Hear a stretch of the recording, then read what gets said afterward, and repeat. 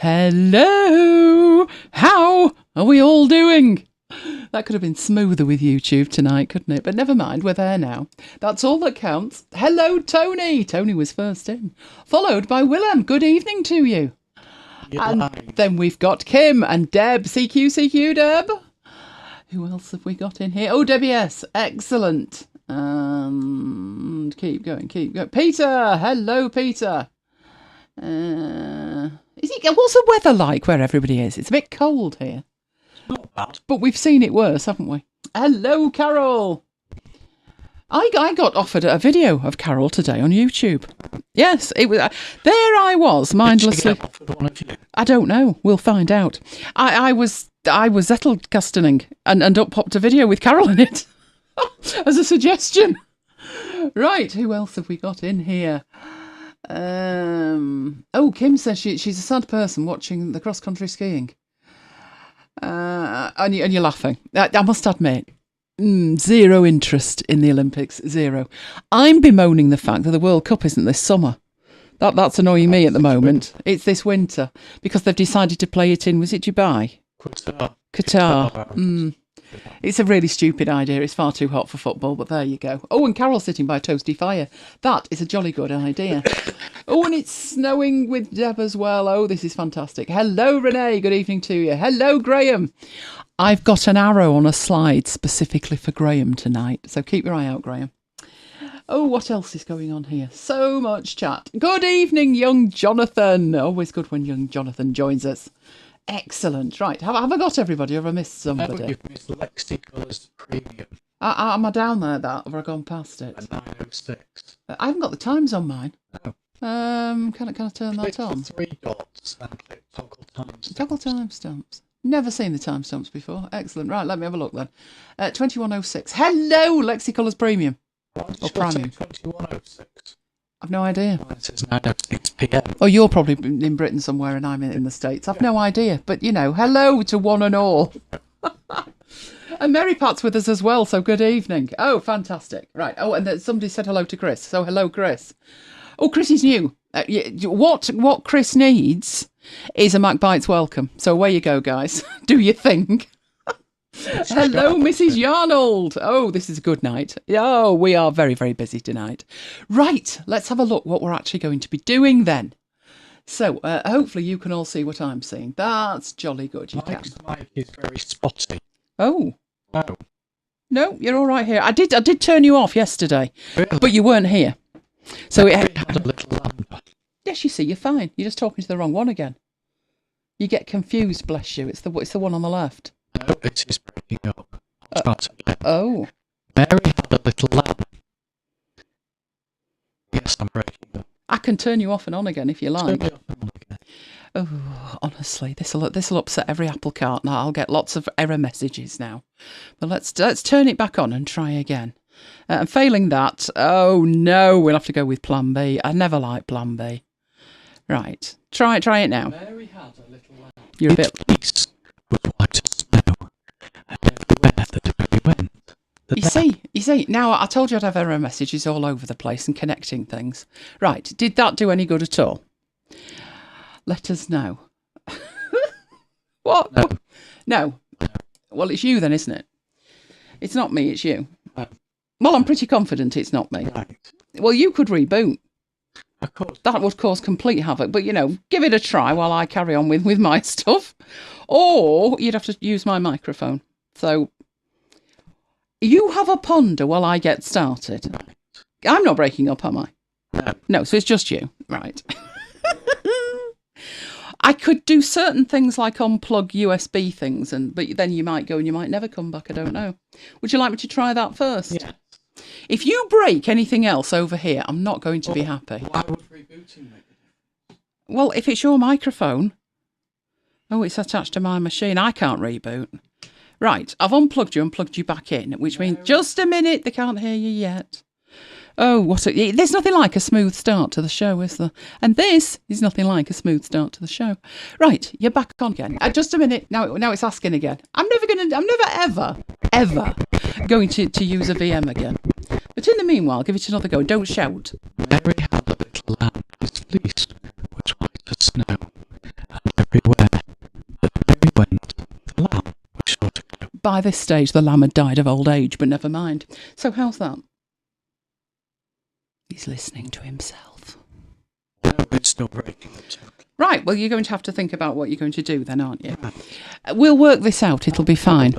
He's going to hijack my machine. I'm not happy about this, but never mind, it'll work, it'll be fine. It'll be fine. So let's get on with it and pretend that the last 9 minutes didn't happen. So hello and welcome. Right, we've got the week at MacBites headquarters, which has turned into quite a week by the look of it. Then we have news of a Hindenburg sale. They only have a sale twice a year. This is the time to buy if you want it. Then we've got an update to Vivaldi, which I must admit I was less than thrilled about until I found one thing and then I thought that's interesting. Then we're going to do presentation lockdown, which is why I've got a VM running, which is causing complete havoc. But apart from that, then we have a lovely, lovely, useful free service. Before the freebies, we've got 2 free things. So we have freebies as well. Then Mike is looking at conditional formatting and icon sets, and I am looking at productivity boosting snippets and how to get them reduced price. And yes, that's not a mistake. We have an unboxing. And I have waited 36 hours to unbox my new toy so I could share it with you. I know, that's so good of me, but it'll be so worthwhile. I guarantee you'll look at it and think, oh, nice, want. And luckily, it's at the lower end of what I usually spend. So remember when we went in the Apple store and spent £13,500 in 20 minutes? Nina never got over it. So that's what we've got going on. We are broadcasting in 1080p. What is YouTube doing to you? It put one this week for me in 360. And I don't know why, because I've not watched anything in 360, but there you go. While you are down there fiddling with the cog in the lower right-hand corner, there is a like button. We would really like it if you click the like button. So, what happened this week at MacBites headquarters? Renee, if it was only as simple as sitting close to each other on one mic, because Mike's got his computer set up, hasn't he? But it's fine. It will be fine. I will sort it out. Right, so Saturday, if you remember, all the way back to last Saturday. No need to include Saturday, was there? Because there was a MacBites. Oh, it was a Saturday show. This was because it was the FA Cup 4th round on the Friday night, which I'm not allowed to mention until next season, seen as though United will be playing no part in it whatsoever. But that's what happened last Saturday. It was all organised. Sunday was a most important day, as you will probably be aware if you followed us for any amount of time at all. The 6th of February is Munich Day. Now, obviously, not leaving the house. Still, now, how many days was it then? 702 days in lockdown by this stage. But there was nearly a calamity. Mike nearly had to drive up to the ground with all the stuff, which meant I had to give him a quick hair trim. It was long again, wasn't it? In fact, Mike's hair doesn't get long, it just gets wider. And Mike doesn't like it. Anyway, he is now sporting a rather snazzy, but short back and sides, as we say here. And I'm quite proud of it myself. Then there was the calamity of the script. Obviously, with us not being there, we had to rejig the script this year.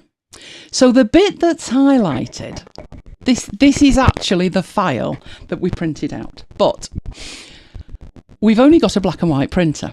So we wanted to highlight once we'd got the printout in black and white, I added all the highlights to the bits that had changed, ready for the MC. And that is what it looked like. So there were 6 pages of this. Got it all sorted beautifully. Look at it. It was all colour-coded. And then I put it through the laminator. The wind was howling. The rain was hammering down. So I said to Mike, I'll laminate them. When that you're looking at came out of the laminator, guess what it looked like? I thought I was going mad. I thought, did I not highlight that? I'm sure I highlighted that page. So I put the second page in a laminate and pushed it through the laminator. Who knew? If you laminate highlighted content, the highlight vanishes. To say bad words were said was an understatement. What I ended up doing was taking the 6 pages once they were all laminated, and then taking a red Sharpie and a blue Sharpie and a green Sharpie and re-highlighting them over the top of the laminate.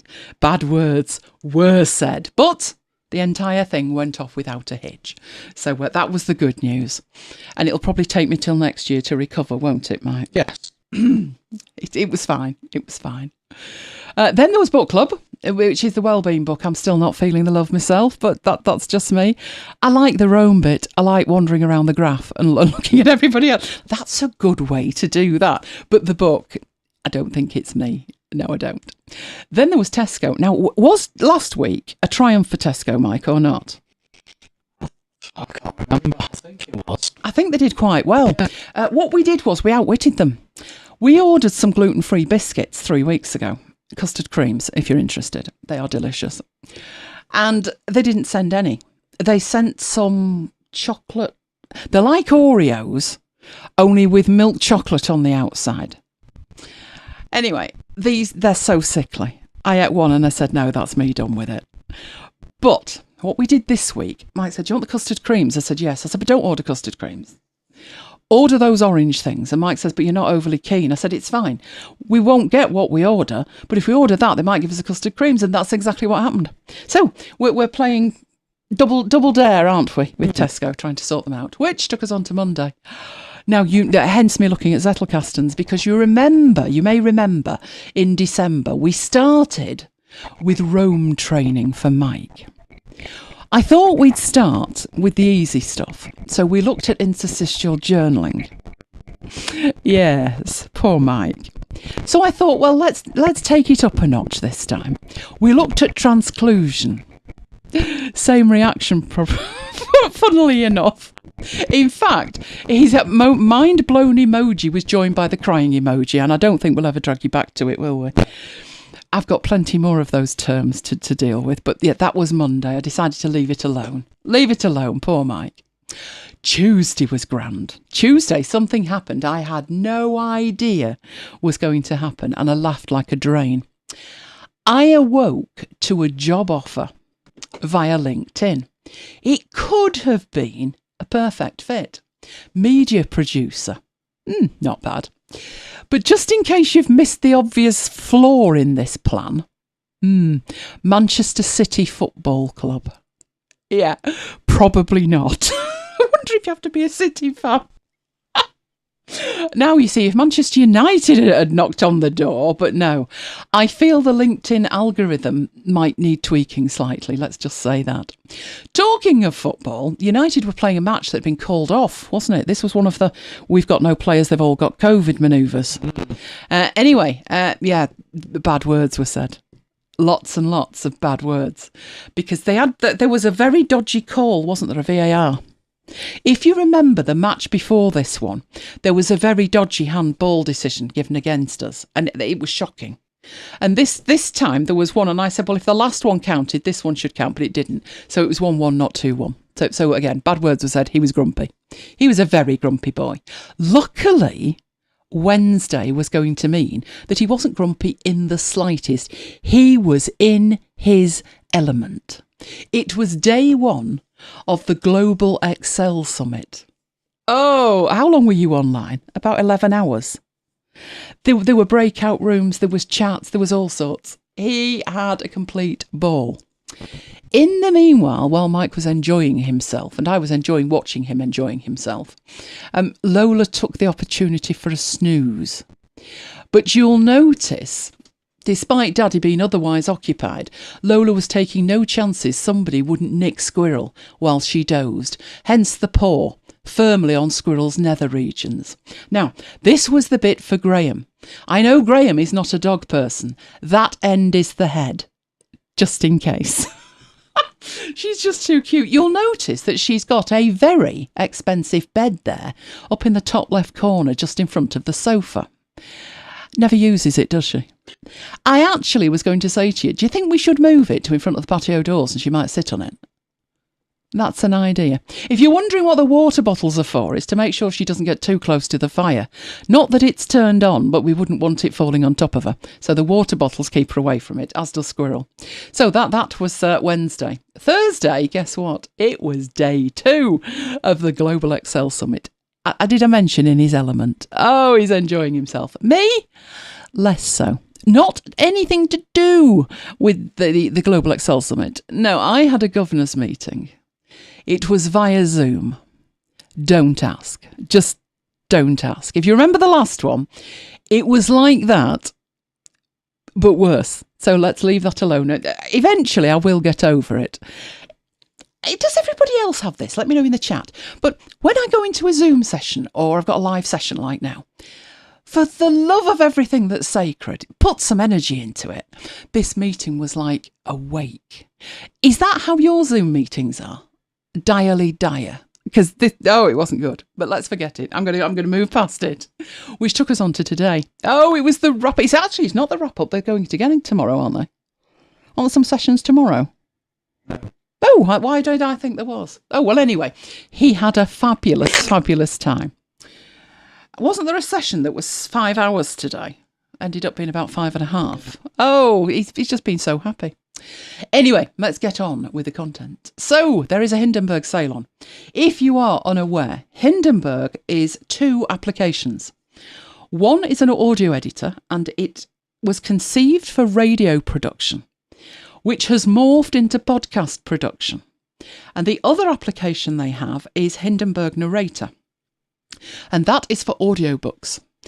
And while the feature set, there's a lot of overlap, there's certain features in Hindenburg Pro that are for producing out audio files as podcasts, and in Narrator, there are features for producing out audiobooks. So there are 2 applications, and everything is on sale to mark February the 13th, which is Radio Day, World Radio Day. So now is a very, very good time to buy if you want to buy. There are 2 ways that you can get Hindenburg. One is that if you just want to try it, there is a 30-day trial. If you get to the end of your 30-day trial, they will offer you, and I was looking for another 30-day trial, but they gave me another 60-day trial. If at the end of that you are still unsure, you can use Hindenburg on a monthly subscription basis. And that's what some people have been doing who picked this up between Black Friday and now. Because the only other day that there is a sale on is September, when it's Podcast Day, World Podcast Day. So if somebody came to it after September, they've taken it over a couple of months so they can get the sale coming on the 13th, because there's 40% off it. So if you're in the market for Hindenburg, the 13th of February is the day to buy, unless you want to wait till September, because there's 40% off everything right across the board. So let me know what audio editor you use. Put it in the chat. While we talk about Vivaldi. Now, you should know by now, Vivaldi's my browser of choice. It's fabulous. We have the first major update of the year, which is 5.1. And we are concentrating on a certain subset of functionality that will mean nothing to me at all. I did try it. I tried it.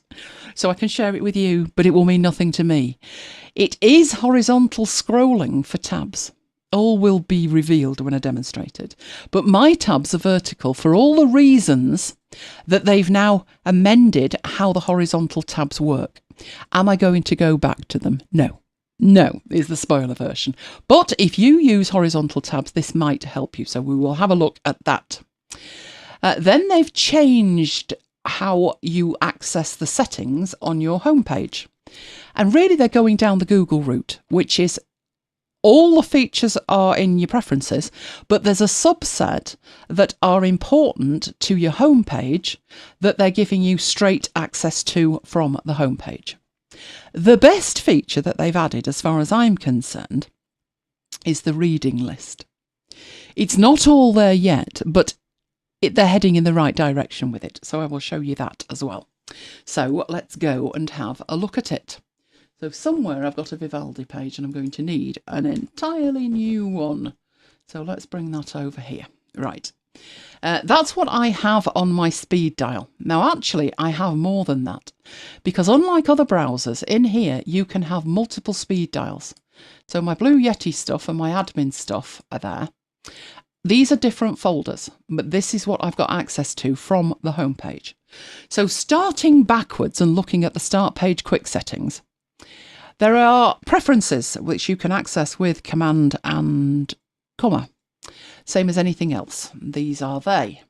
So this is the preferences. In fact, that is hanging off the screen. It's that big. These are all the preferences. And obviously, if you want to make a change, you're looking at it thinking, where are they? Where's the ones I want to make a change to? So what they've done in here is they have added this thing over in the top right-hand corner, which is the quick settings. When you get to that, it is just the settings that would be relevant to you at this point when you're looking at your homepage. So you could change the background of it. So there's a range of backgrounds that you could activate from in there. Never going to be having a background on it myself. Charlotte wants to know why is Vivaldi your browser of choice? Oh, it's fabulous. We did a whole series on it, didn't we? Can you dig out the show numbers for that? It's just fabulous. The customization is amazing. The stability is amazing. It supports all of the Chrome extensions. It's just fabulous. I think if I had to choose one reason, it's the customization of it. Everything is just where I want it, and I don't have to have features there that I don't need. So if I'm never going to use a certain feature, I can just turn it off. But I can also have access to features via what's called quick commands. And I do a lot through the quick commands. So it's nothing to do with how it interacts with the pages or anything like that. It's the customization of it. So, we can start the page navigation here, show on internal pages, show on the speed dial, hide the titles. You can have the search field on or off. It's talking about this thing up here where it says search Google. Really, that's superfluous because you can search Google from up here. So you might decide that you don't particularly need the search field and you can hide it. There is a game, the Vivaldi game, which I never play, but you can actually toggle that on. I think that comes in at the bottom. Or are you behind here? There we go. That looks like the game. Lovely. No, I don't need a game in my browser. That's not happening. So let's turn that off. But you can also change the thumbnail size, how many columns you have, whether it's showing the title or not. So we've got that.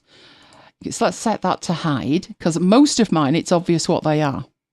But you can have it where you come out of it. And as you hover over it, that was just off, wasn't it? Let's go back and put hover over. And, oh, it works. There we go. Pops up underneath. So I have mine showing, but basically it's the things that you might find useful to be able to toggle on and off from this point.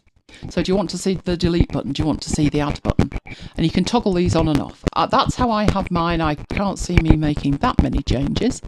But these are available in the quick settings, which just saves you having to go into all of these and find your start page, and this is where you've got those. I mean, these are the same options. They do actually look easier to deal with in one column on the right. Now, what isn't in here, so you've got your title and show on, hover and hide, and do you want the fav icon and the delete button. So a lot of this is what you've just seen in the quick panel, but not the look of it. So not the theming of it with the backgrounds. You would have to go into your theme to change that. So really, it's more than just taking the headline features of what's in these preferences. It's more taking headline features from multiple sections of in here and putting them in one easy place to get to. Am I ever going to use it? Probably not. Probably not, to be honest. But that's what they've got. So that's the first thing. Let's go and look at the other one now, which is the horizontal scrolling. Now you can see here, I've got my start tab over here. And if I were to go in here to, well, what should we go to that's not dodgy? That's not going to come up with something absolutely horrific. Let's have a look at the free Kindle books today. There we go. Hopefully there's nothing dire in there. But this is how I navigate with it. Oh, and you can see I've even got some food in there. Right. So let's get some pages. Let's go. Everything's pretty much out of stock, so we won't be having a party. Let's go to my blog first of all, and then let's change it. So instead of having the tabs down the left-hand side, I've got them across the top. Now, there was a rationale for me having them down the left-hand side. I want to see part of the title of it. So the reason for that is if I've got 5 Notion pages open, I don't want to have to guess which is which based on an icon and no text. because I tend to have them pinned. So I will show you the problem when they're pinned. So let's get MacBites up as well.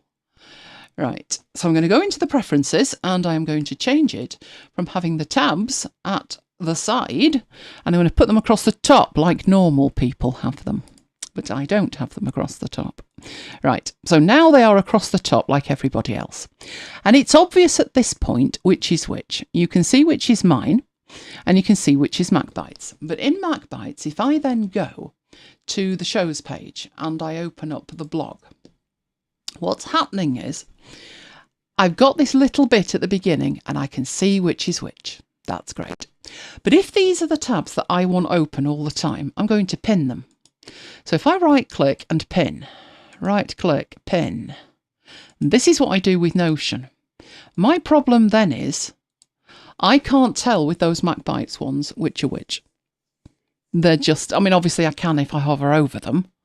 So if I hover and I wait, it'll tell me that's the blog and that's the shows. But you know, who's got a second to wait? No, I've paid no patience whatsoever. So this is why I have mine on the left-hand side. If I just show you what that looks like with them pinned now, so with the tabs on the left, I can see which is the homepage, I can see which is the blog, and I can see which is the shows, and that's why mine are on the left. But I know I'm in a minority, and most people have stuff across the top. So this new feature is based on stuff being, your tabs being across the top. So I am going to unpin all of these so we can see the full titles. And then I am going to go and open certain pages. Let's do all of these. And what's happening is they're all opening up here. So 150, 51. Let's go and get some more. Oh, happy memories these. Remember the Mooloo. Right, so what I've got at this stage, my tabs will get narrower depending on how many of these I open. So if I keep opening more, my tabs are going to get narrower and narrower. And now you can see you can't tell which is which anyway. But you also have tabs that are disappearing off the screen. So you have to toggle this on with two options. It is not there by default. So if you're trying to find it, it's not there by default. But let's go find it and turn it on. So into the preferences. And we have in here, I think it was under tabs, wasn't it? Scrolling. Right, you have enable horizontal scrolling. Now you see it also says hold the shift key when switch tabs by scrolling is enabled. So let's enable the horizontal scrolling first. That is option 1. You've got to turn it on to start with. So we'll whip that out of the way. Now something's happened. You might not know what. But if I go back, so I'm leaving this on the other screen so I can toggle it on and off, and you can look at the tabs at the top of this screen. That's with the option off. Enable horizontal scrolling. What it does is, this is the default behaviour. It shrinks and shrinks and shrinks the tabs until you can only see the fav icon. And gives you a problem trying to find anything. But if you enable it, those tabs go back to their full width. And you can read the title at the top. It also means over here, right, that I can scroll. But how am I scrolling? I've got a mouse. Can I quickly show you that? I think I can. Right, let's do this and show you. I'm going to show you how I'm scrolling this. Right, let's whip across here.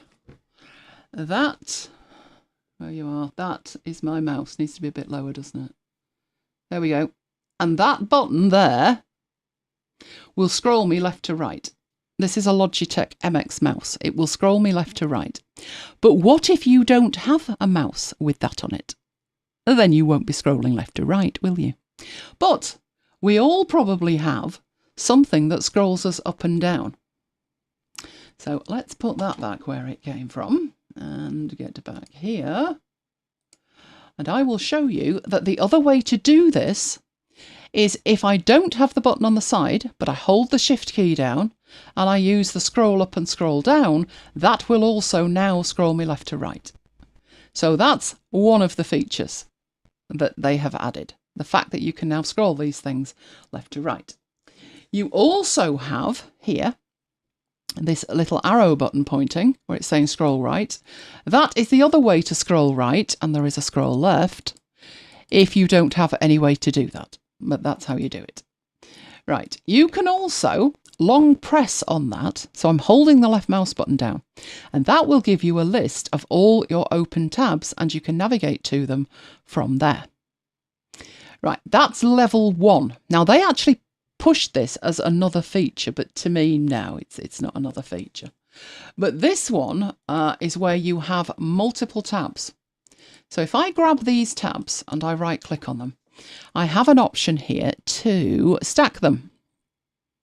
So I'm going to stack those selected tabs, and they are now in a stack somewhere. Is it this one here? I do believe it is. And in that one, you can open those up.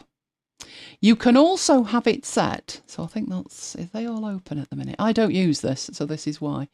But having them like that, if you have it set that you open them below, which means fiddling something in here. Let's have a look at it. See if I can find it. Because I don't use that at all. Not one of these. New tabs. Tab handling. It's one of these. Not close on a double click. Never do that. No, it's one of these. And I have no idea which one, I'll be honest with you. Never use it. Never use it. Nope, I have no idea which one it is. But basically, when you create that group that I've just created, it will open up a secondary list, and you'll be able to scroll left to right on that. Who's going to use that? Let me know. Would you like to scroll left to right with your mouse button? It still doesn't appeal to me. I'm still keeping mine vertical. Because the one problem that this does not solve, and I don't know why they've not addressed that, is your pinned tabs are still just represented by their icon. So if I went back and I pinned some of these, I'm still going to have exactly the same problem that I had before. But the new feature is they've added the ability, although it is turned off by default, that you can now horizontally scroll. And I think the nicest feature that they've added in terms of that is the ability to hold this and then choose a page, which is something that Chrome's had for a while. So even if you just wanted to add it for that, you might find that useful. So let me know in the chat, where are your tabs? I reckon everybody's going to be horizontal and I'm the odd one out. And would you like the ability to scroll them like this so you can see the full title? Let me know in the chat. Well, I set that back to how I can work with it again. So let's take that off for a start and put them back over here. Much better. I'm much happier with that. Kim's sticking with vertical. Me too. Right. The other feature that they've added, let's say you're working through this and you're looking at 144 and you'd like to come back and read it later. There are many ways that you can do that. You could save a session, you could save bookmarks, you could save all the open tabs. You could use a read it later service, something like Instapaper, Raindropio, anything like that. But what they've enabled in here is this. The reading list. Now again, the reading list is an option and it is not turned on by default. So in your preferences, I have searched for read at the top and I have got reading list here. If you don't want to do that, come out of it, you need to go to the address bar and show address bars there, but reading list is right across here. So this is where we have a reading list. And it's off by default, which is a bit of a pain because if it's off, there's no way to get to it. There is a way that you can add links to it, but you can't see them. So you will need to put the tick in that box. Address box, reading list, or search for reading list. Right, and that is what gives us this at the top. Right, if you click on that, you will see here I've added a few of these to start with. If I want to add the current page, I just click add current page at the bottom. When I go back in there, that is added at the top. If I then close this page, so I'm going to close 144, and I go back to it from up here. So I want to read 144. That will automatically up here mark this as read because I've accessed it via this link here. I can, however, with the eyeball icon, click that again and say, no, I want that in the unread articles. I want to go back to it later. So, oh, that thing with an introvert's fabulous. I must show you that. But, you know, like, this is what's new in Vivaldi. So I could click on that and it would open that up and there's all the features. That'll probably tell me where to get that secondary level from. Okay, all in there. That's basically it. It's simple. It works. Not much else to say. Once you've used something, so like this one, I can mark it as read in there, and then I can use the minus sign to remove it. One thing struck me straight away. Oh, this would be fantastic to have in a panel. If I could just add items to this list as I went through my day. So let's say I don't want to touch this up here. I don't even want to see it. I don't like buttons on my toolbar. But I could create a shortcut for that. So I have already done that. And if I do that, that's not what I'm looking for. I'm sure that was the key I used. Are you going to make me out to be a liar now? Because that's reader view. And if we don't want reader view, what shortcut key did I use? I've got no idea. Right, let's go in here and have a look. On my keyboard, here are all the shortcuts. All of these are customizable. That's another reason why I absolutely love this. So 2 ways to work this. I can scroll down here and try and find it. Heaven knows where it would be. I don't know, would it be view? Let's have a look up here and try reading. Right, that shows you your reading list in the address bar and in the keyboard. And it was the other 2. I used the wrong 2 keys. So I've used Control and Option to add it. So if I use that, Control and Option and reading list, that 146 should appear in here, which it has. Now you see, I don't need to go to the button. So I'm going to do the same for 147 and 148 and 149. So I love using shortcut keys. That would mean I don't need to see this button if I could view the reading list in a panel. If you're wondering what a panel is what happens over here. So these are my downloads, but I've also got in here what I've been looking at, what's open, what's this one? Translations, and customized ones like my Dropbox and my Google Calendar. There isn't a way to view the reading list in this panel. What were they thinking? That would be fabulous. I wouldn't need this button. I could open the panel and I could see more of them. Do I think they'll add that in the future? Oh yes, absolutely. It's just not there yet. So it's a feature that's brand new. You can use it, but I think it'll get better with time. I'm certainly hoping it'll get better with time. Put it like that. But be aware of it now, and if that's useful to you, because the thing is, that's totally free. You don't need Instapaper or read it later or anything like that.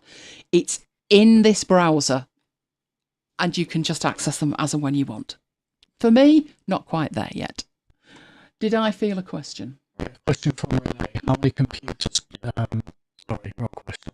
Is this the equivalent to Safari's reading list? Yes, it is. I just don't think it's fully formatted yet. It needs a little bit. I mean, you can add things with a shortcut key, which is fantastic, but there isn't a way to view them where you've got like a bigger view. So if you think of how Vivaldi handles bookmarks, which is just stunning, when you can see a month's worth of bookmarks, it's just amazing. They are not at that level with viewing what you've saved to read later yet. But if they get there, it's going to be amazing. So yes, it is. Was there another question there that Mike got confused with? I'm not sure, because he's disappeared. That's probably the dog demanding his attention. Was there another question? Let me have a quick look. Renee's got my mouse. Indeed, we have the same mouse. And I do believe young Jonathan has not long since acquired one as well. Is it quiet? It can be, if we're talking about the mouse. The click's not too bad.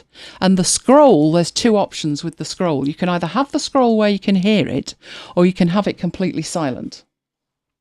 So I'll move the mouse to the microphone and let you hear the scroll that I use. I don't know if you can hear that. That is literally just flicking it and having it scroll as fast as it can go. Click-wise, let's get that there out the way. And this is the click. If I want something that's totally silent, which I do when I'm recording a video, to be honest, my microphone doesn't pick up the mouse anymore. I know what I'm doing with the microphone enough, it doesn't pick the mouse up. But for most people, it does.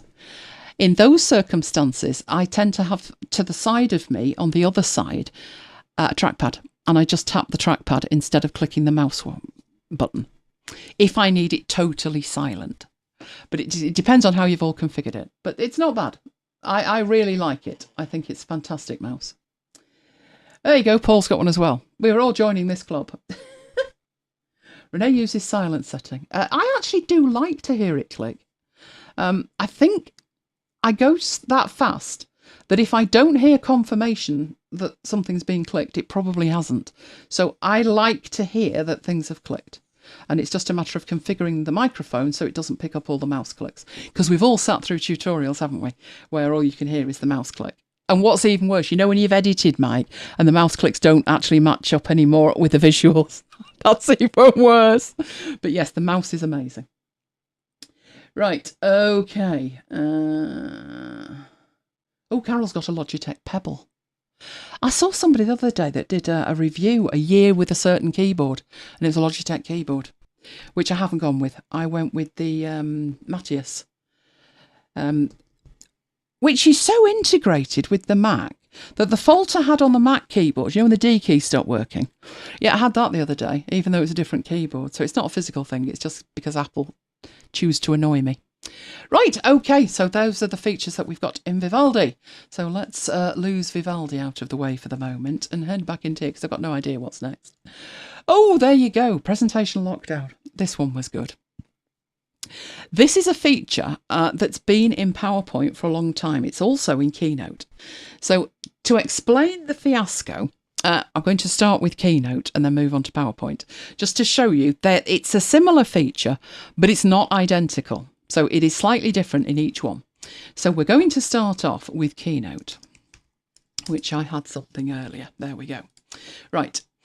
So I've got some shapes in here. These are just created with the shape and just putting them on the screen, resizing them and putting a colour in. Simple as that. Just shapes.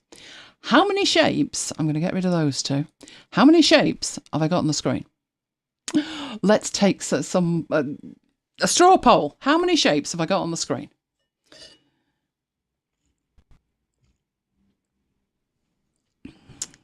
Oh, Mrs. Yarnold says, MacBites seems to be improving my digital life, just not my wallet. No, MacBites doesn't have a positive impact on wallets. It has a positive impact on Apple's bottom line, but apart from that.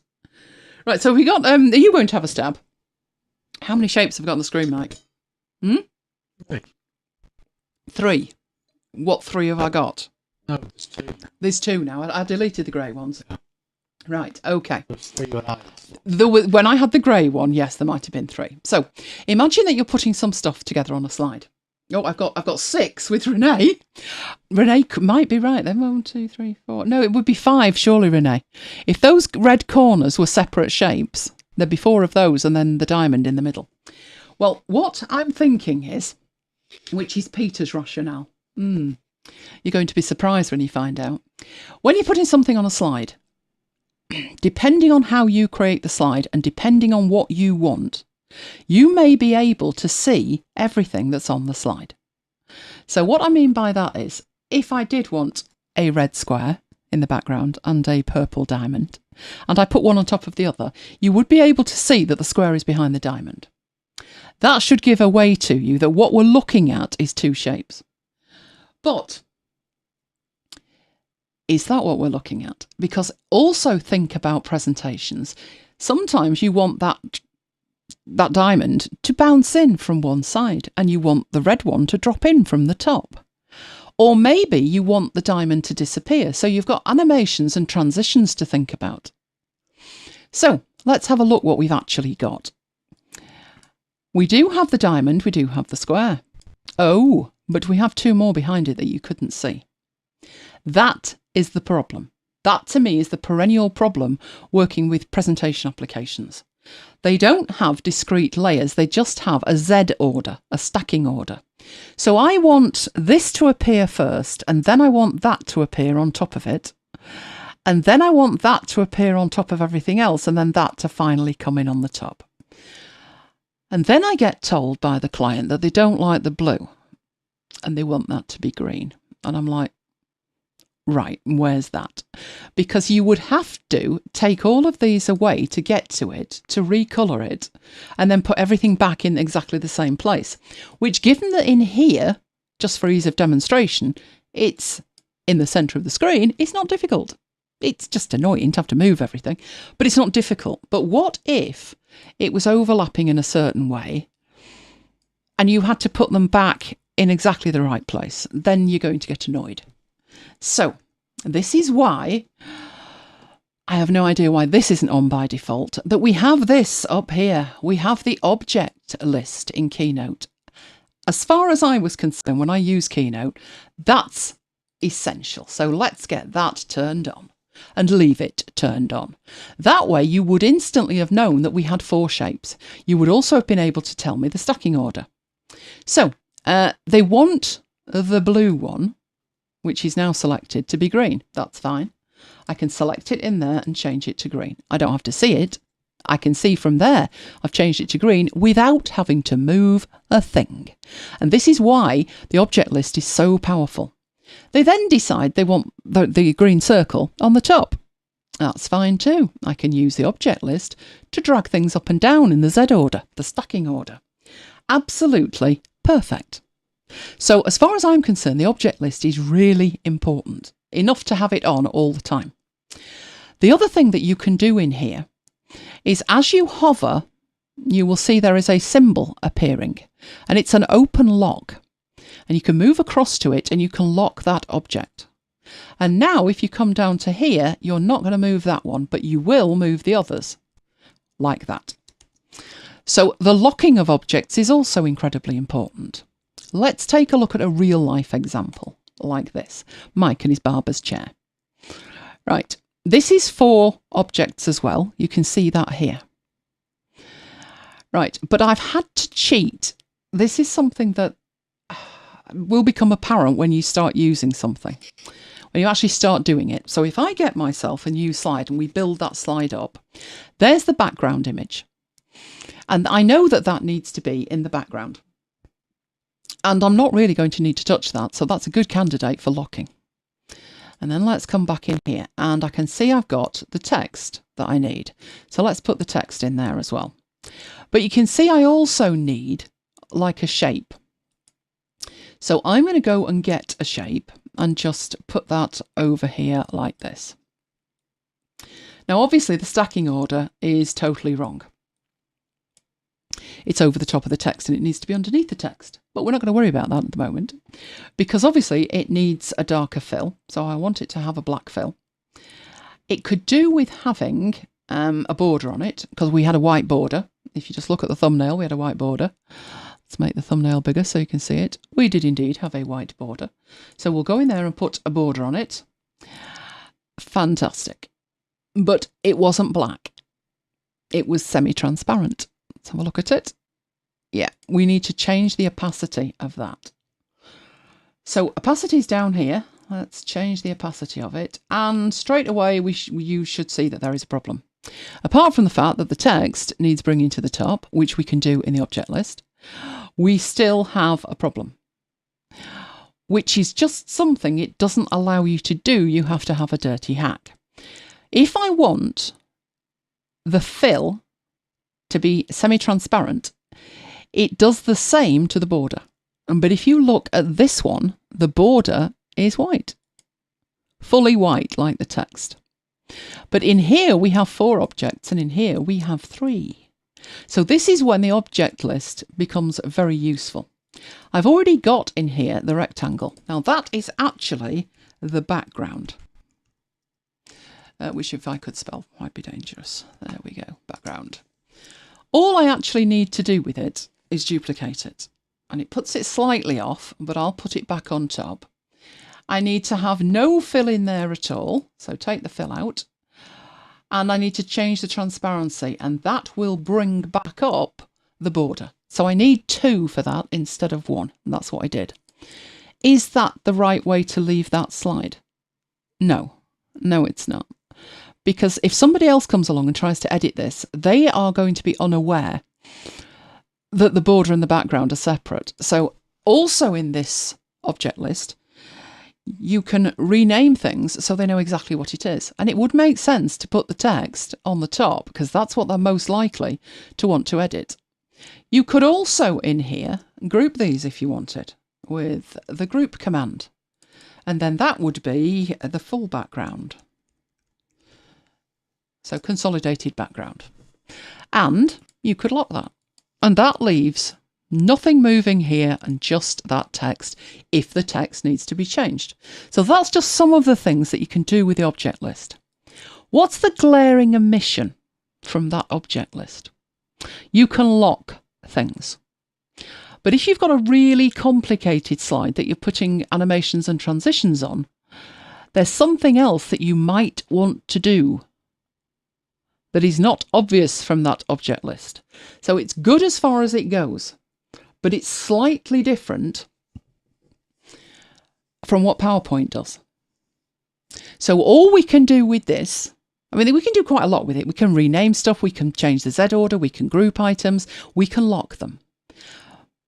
But it's strange that in PowerPoint, there's no concept of locking, but there is hiding them, which you can't do in here. So let's get rid of that. Two questions. Okay. Can you adjust the opacity in the colour picker for the background as well? And Kim says, does PowerPoint have an object list? PowerPoint does have an object list, but it's not called an object list. We're going to go in and have a look at it. And yes, you could change it that way. I tend to try and make it in your face because I'm handing presentations off to people who aren't as savvy at creating them as you might be.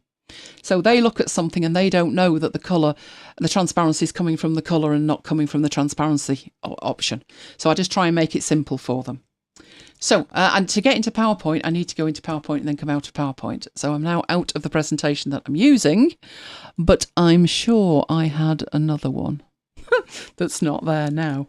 Oh no, I know where I created it. Naughty me. Right, what I'll do is I'll just make a new presentation in PowerPoint and let's have a look what we get in PowerPoint. So in PowerPoint, and bear in mind this is PowerPoint for the Mac. Right, in PowerPoint for the Mac, let's just get some shapes like we had in the other one. So just putting these shapes down here. So we will have a large square and we will have some others. Where have you disappeared to? This is why I don't like the ribbon, because the ribbon then takes me elsewhere and it's not really where I want to be. So same system here. They've come on in a certain order, so we can see the stacking order. You can change the stacking order. So let's put some colours on these for a start, so we can work out which is which. That's fine. You can see the stacking order. You can change the stacking order without an object list, as long as you know your shortcut keys. Command Shift and B sends something to the back. Command Shift and F sends something to the front. Command Shift and Option moves it up and down one at a time. And the same Command Option and Shift brings things to the front one at a time. So it moves it up and down the stacking order one at a time. But if I opened that, or in my case, a client opened that, it'd be like, where's the triangle? You know, I wanted a triangle. The triangle's there, it's just behind it. But they can't see it. And that is their problem. So the thing that I use the most, if you remember when Keynote was eating my slides, I was like, I needed not to eat my slides, but seeing as though it's going to eat my slides, I had a list of features that I took to PowerPoint, and if PowerPoint didn't have these features, I wouldn't be able to use it. And the object list was one of them. So I actually have up here, this area in the top left, all of these up here. These are quick commands or quick toolbar. I've no idea what it's called, but it's Quick access toolbar. That's the one, the quick access toolbar. Right, these are the commands that you can't easily get to, or I'd have to remember where they are. So I have here this button, and that button is the selection pane. The selection pane, being on the opposite side of the screen, but you know, we won't split hairs, is as near as you can get to the object list. So you can see we have the rectangle at the top, we have the rounded rectangle underneath it, we have the triangle at the back. And it does mean with that selected that we can do things with it. I can't remember what colour the triangle was now. Should we bring the triangle? It was yellow. There we go. So with that selected, triangle selected, we do have options for fill up here. So shape fill. Ooh, should we make it a lurid purple and see if it's purple? There we go. So it does exactly what the Keynote one does. But notice, it has an eyeball next to it, not a lock. So with the eyeball, if I turn the top one off, turn the next one off, I can actually see the back one and work with it without moving anything else out of the way. I just hide them. So Keynote doesn't have that at all. You'd have to move them, hide them, actually cut them and put them on another slide. You'd have to get rid of them some other way. But in here, you can just hide them. And if you were to grab one, it automatically brings it back. So if you click it, you don't have to go and click the eyeball. It comes back automatically. It's never made any sense to me that Keynote doesn't have the ability to hide stuff and that PowerPoint doesn't have the ability to lock stuff. It's like, what are you thinking? Really? So that's the problem that we're trying to solve. So that's what happens on the Mac version. So if I save this, we'll save it as shapes. And we'll see if we can open it up. So I'm going to come out of that presentation. And something you don't see often here. I'm going to go to my Windows setup. Lucky me. Right. And open the same presentation. So this is not the right presentation. But technically speaking, I can go and open it. I wonder where it's put it. Right, let's do an open and see where it's going to go. It's on Dropbox. So let me browse in Dropbox. And it should be here, shouldn't it? That's the root of it. So it'll be in application support. PowerPoint. Fingers crossed. Shapes. There we go. Let's open that. Right, so same scenario. We have the same shapes. Have a look at them. There they all are. So let's do an undo on that so it's all in the right place. I actually had this open and it's vanished again. This does my head in. I can never work out here where things are supposed to be. So you've just looked it up, haven't you? Didn't you say you had to right click and fiddle? Yeah, can't be doing with it. So up here where it says search, you'll see I recently searched for display selection pane. And boom, it turns it on.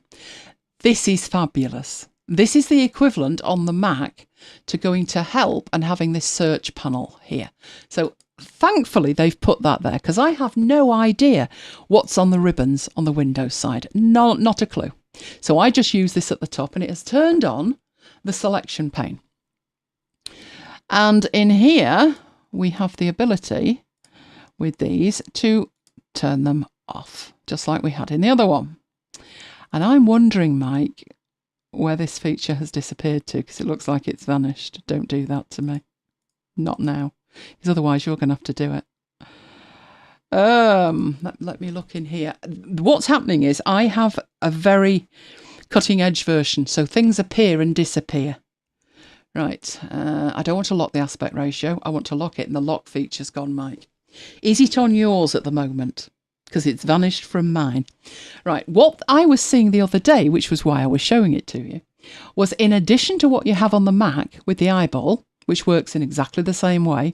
So you can use these to move things around. You can toggle them on and off. Next to it, there was a lock option, which has vanished. I can double click and rename, but I can't lock it. Let's have a look if it's... Put it on the right click of the option. Well, I had it in that list. So weird. This is updating itself. That's the problem. Let's have a look. Shout if you see lock. I don't see lock. Is it at the top level, Mike? Select the object. Yeah. Right click. Yeah. Cut, copy, paste. Edit text, edit points. Bring to front, bring to back. Lock. No, it's gone. Right, hold that thought. Get 3 shapes on there and we'll use yours. Mine's not there under link. I've got search. It's like bingo. Feature bingo, this. Mike's got it, I haven't, but I had it yesterday. 3 shapes. Just put 3 shapes on it and we'll switch to you. Lucky Mike. Right, we're heading off to Mike. You'll have to talk to it because my microphone's choppy. Right, so If you look on the right-hand edge, by comparison to mine, Mike has got the eyeball and a lock. This feature is only just being rolled out, which is why it's there and then it's not, and it's there and then it's not. So, can you lock those 3 shapes? So just one at a time, lock them. You don't have to do it on the right click, Mike. Click on that one and go across and just click the icon. Select the blue shape on the left. Have you unlocked that already or something? Well, can you unlock one? God! One of those nights, isn't it? Just get a shape that's unlocked. Right. Good. On the right-hand side, can you click the lock? Right. So you don't have to use the right key. You should have the ability to lock it from that list if it's in your version. My version updates about once every 2 days, and obviously the feature's vanished. But it exists. You've seen it there. Right. Can you save that file, Mike, and send it to me in the black hole? Kim will get excited now. Real world use of the black hole. Right. So while Mike does that, we'll switch back to me. And I will show you getting the file out of the black hole. So here's my version of that. This is going to be interesting, because I was actually going to take my file out of here and take it somewhere else to show you something else. So it's going to be very interesting what happens next, isn't it? Right, you saved that file, Mike. Yeah. All right. Let's go into your black hole. Along with my file for later. Right. So this is the feature that we have where we can transfer files to each other. So here's the black hole. I do a sort by date. There's Mike's icon set for later, and there's the file he's literally just sent to me. That's how we use the black hole. So I will take this presentation and I will put it in. That's the data for last week, but never mind. Right. That should have been updated. And there's the file. Right. From there, I need to get it open in here. So that is actually on Dropbox. So I should be able to go over to here and go to open and go to Dropbox and go and find it. Right, this would be in my projects, in there, and data for 166, and there it is. So just to prove the black hole works in all circumstances. Right, so this is the file that Mike's created, which is fantastic. Now, these are locked. Can we lose that layout because it's just confusing? Let's go to a blank one. Right, these are locked. Mike has locked these. And this was the problem that I came across. So if we go up here and we get our selection pane again, so we can see it. My version doesn't have the lock option. It's got the eyeball, but not the lock. I can't now do anything with those because my version of PowerPoint doesn't have the lock feature, which was what I was going to show you. I just wasn't going to show you that on Windows. So let's lose that. I was going to show it you this way. There's the file in Dropbox. I'm going to open it, and I'm on my Mac now, and I'm opening it with PowerPoint. I didn't save any changes, so there it comes in with the background. So I was going to make the point that while there is a lock feature on the way, at the moment, if you get a file from somebody who has the lock feature and you don't have it, you are without a paddle. So it's just not there. The lock feature is not available, and thus you can't unlock it. So something to consider. But if you've never used the object list or the selection pane before, while Keynote does one thing and PowerPoint does another, PowerPoint is acquiring the Keynote features shortly. Shall we update them when I've got them back again? Because they were there 2 days ago. I don't mind them adding features, but, you know, once I've got used to them or I find them useful, don't take them away. That's not cool. That is not cool. That's what we were talking about today. Different versions. Oh, Excel's a nightmare. Excel's worse than PowerPoint. But that is the locking feature in PowerPoint and Keynote. So let's get this lot out of the way and get that up again. And move along. Right, the next one, something that I found this week that was really, really useful. Very, very useful indeed. We've seen many systems online where you can generate colour palettes. What sets this one apart is something that I'd been discussing with Mike not long before I found this. And Mike's attitude was like, that's a step too far for me to think about. And the feature we were talking about was, it's all very well to create colour palettes, but how do you know what that colour palette looks like to somebody with a colour disorder? And the short answer is you don't. Well, this has a solution built in for that. So even if I was creating my colours elsewhere, there is still a reason to take my colour palette to Colours, well, Coolors I suppose it's pronounced with double O, and have a look at it in there. So let's go and have a look at it. Very, very good system. So somewhere I had a Vivaldi window, didn't I? Should we reuse that one? Close all of these. That's an idea, isn't it? Let's do a close to the right. And that gets rid of them all. So let's get another window. And we will go to coolors.co.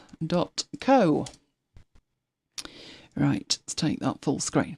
So the first thing this can do is generate you colour palettes. So it's a free service. You can go pro if you want to. I think it's about $2.49 a month.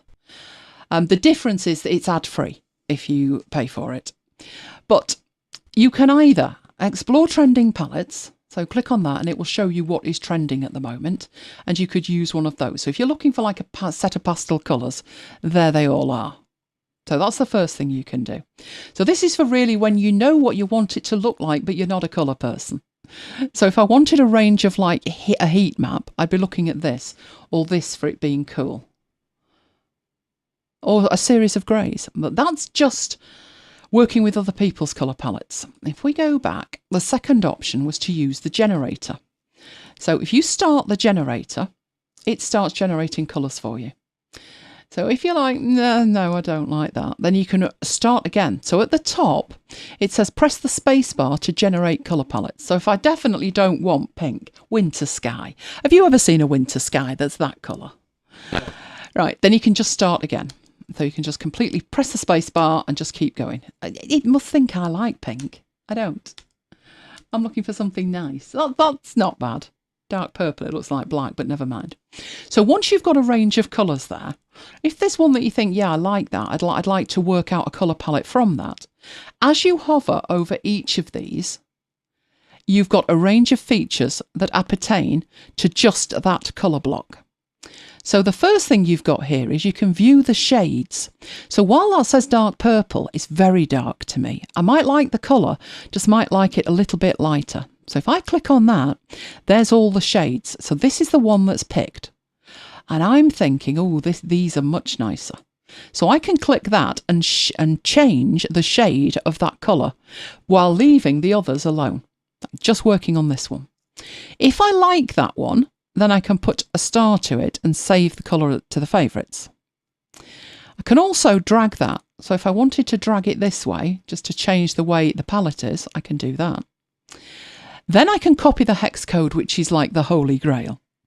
Obviously, I've got Colour Snapper 2, where I can just use a shortcut key and I can actually hover over that and you can see it's got almost the right colour on it. Not quite though. 38277C. And that is 3727. So it's one slight bit out. So to save me having to do that, I can literally just click that and that will copy the hex value. You can also choose to lock that.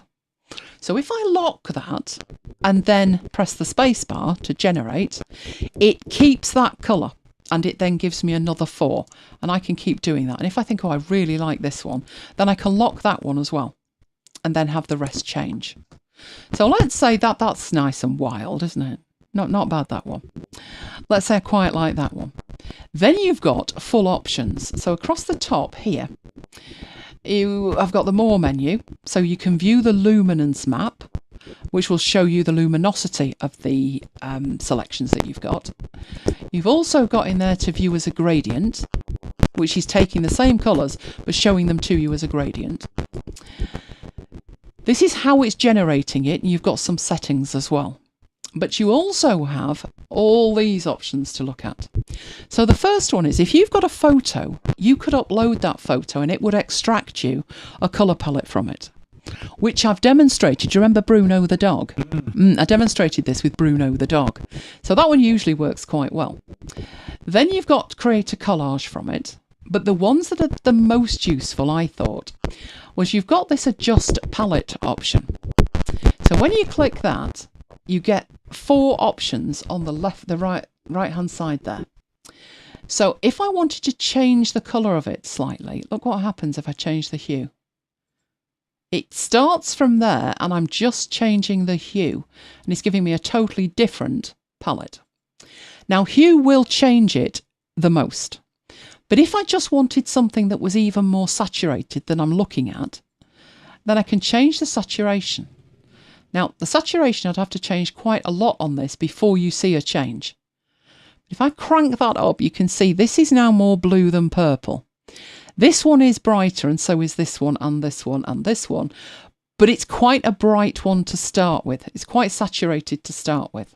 You can change the brightness though as well, and then you start to really see the difference.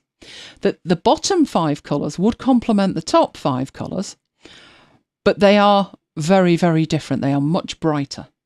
So just things that you can play around with. You can make the temperature of the colours warmer, or if you're looking for that but make it cooler, you could make it cooler. So I think the 2 you would use most are the saturation and the brightness. It works brilliantly when you've got a colour. So let me lose these and do another generate. When you've got something like that, which is like, I don't dislike the tones maybe, but it's all a bit pastel-y muted, isn't it? Then use these options here and up the saturation. And you've kind of kept to the feel of it, but now it's much brighter. Or it's much more saturated. The colours are, I'd rather use these colours than these, but they're not a million miles away. So you can use something that's generated as a starting point, but then make subtle changes to it, or even not quite so subtle changes to it. That's certainly brighter. So if I wanted them more pastel, but I wanted to keep the same tone, then you can do all of that. And then in here, you would, if you're happier with that than you are the original, you can apply it, and that then becomes the palette that you're working with. Now, probably something like this one would work reasonably well for this as well, because the next thing is this glasses, which is the colour blindness. Now, colour blindness is not a term. We discussed this, didn't we? It's not politically correct, colour blindness. What was it? Colour variation defects or something. There's a term that's correct. But what you've got in here is a range of different colour variances in people. And I'm not going to try the pronunciations. I'm not an optometrist. But this one will show you that the top is your palette. The bottom is what they will see. So if they suffer from this disorder, this is what they will see. And as you move through this, you see the different impact. So if you're saying in a presentation, the blue area, they're not seeing blue at all. So it may be better in those circumstances to talk about the darkest colour or the colour on the right or something like that. And as you look at these, I mean, there's no colour at all there. It reminds me, do you remember the snooker commentary? Yeah. This was genuine. For people watching on black and white, the pink's behind the brown. Yeah, that's about as much use as this is if you're talking in terms of the colour. But I think it's really useful to be able to see this, because what you want to avoid is 2 colours that are identical, where you're trying to show a difference between 2 things, but the colours themselves are just too similar.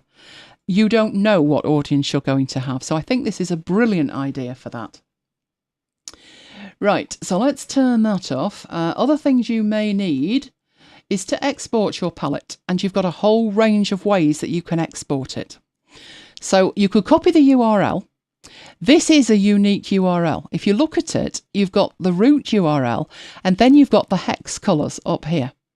So that is useful in itself. But you can also export it as a PDF or an image, CSS. ASE is an Adobe Swatch Exchange file, which can be read by Affinity. So that's not a bad idea either. If you take it out as a URL or an image, then you're going to have to load it in manually. Whereas if you take it out as an Adobe Swatch Exchange file, you can read those straight into Affinity. So you can export it from there. But if you wanted to take it out as an image, for example, you can choose what colour space you have for it. So we'll leave it at hex. We'll leave that for demo. You can put labels in if you want to colour them, if you want to give them a name, and then export that. That will be in my downloads folder. which is over here, which I will then open up what it has downloaded, which is that. So you do get the branding from them. You do get the name that you've put in. You'll get the hex codes. And if you'd put names in, you would get the names as well. So quite nice, actually. I think the branding's quite subtle on that. And there you go. You have Coolors. Right, shall we get in and look at this week's freebie? Oh, I like these. I use these all the time. This is from Remarkable. You may have heard of Remarkable. They are the people who make the screen protectors for iPads that feel like paper. It's called Paperlite. They also have tablets, don't they? They're their own. I think they do the Paperlite thing. But anyway, Remarkable. They have soundscapes, and there's 6 of them, or is it 8? Soundscapes, anyway. I use these from YouTube. What a soundscape is something like that that's video. So in that one, you would see the light moving on the right-hand side, and you would see the flames of the fire moving and the candle. And all the while that is moving, you've got sound running behind it. But it's the kind of sound that's there to help you concentrate. So there's by the fire, there is the small hours. I must admit, I love rain. So the sound of rain. So that's got rain running past it. The weights and the gym thing freak me out. But apart from that, that's one I would probably look at. This one's a bit too cartoony for me, but feel the breeze. So, you know, if you're into like Death in Paradise, like that. A mellow one, which looks like a cafe. Into the Wild I might use, but I'm probably more of a City Pulse girl. But they're just soundscapes to allow you to think. So the idea is that they are configured to keep out the real world.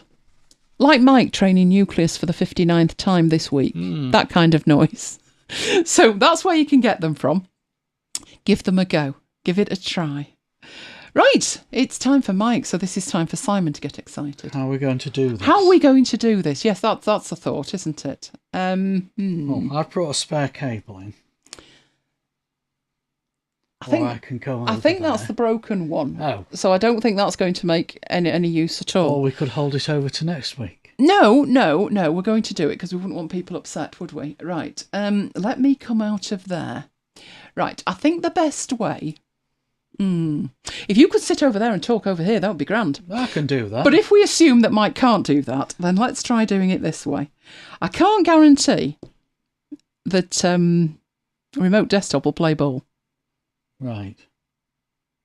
But we could try it. So let's try it. Let's show you what remote desktop looks like when we're using that. Right, so I've got... This is going to be good. Hold on to your hats. Right, I've got Mike's Mac in a window, and Mike's got Windows in a window on his Mac. Are you lost yet? Right, probably the best thing to do is for me to go full screen with remote desktop, I reckon, Mike. Never go full screen. How are we going full screen? Full screen. Let's see how well that looks. That doesn't look full screen to me. Is it full screen to you? I don't think I'm even seeing all your screen. No. Let's have a look. No, I'm not. That's weird. Oh, you get yourself recording while I work out what on earth's going on here. It's remote desktop I want to take full screen. I'm recording. You record and I'll worry about that. I said tonight was going to be a fast, didn't I? Right, I'm trying to view. Enter full screen. That's better. Right, I think that's it, isn't it? Yeah. So you could go full screen over there, but I've no idea what's going to happen, actually. You see, we've got mouse trails now. I told you, if it doesn't work, I've got another idea. Right.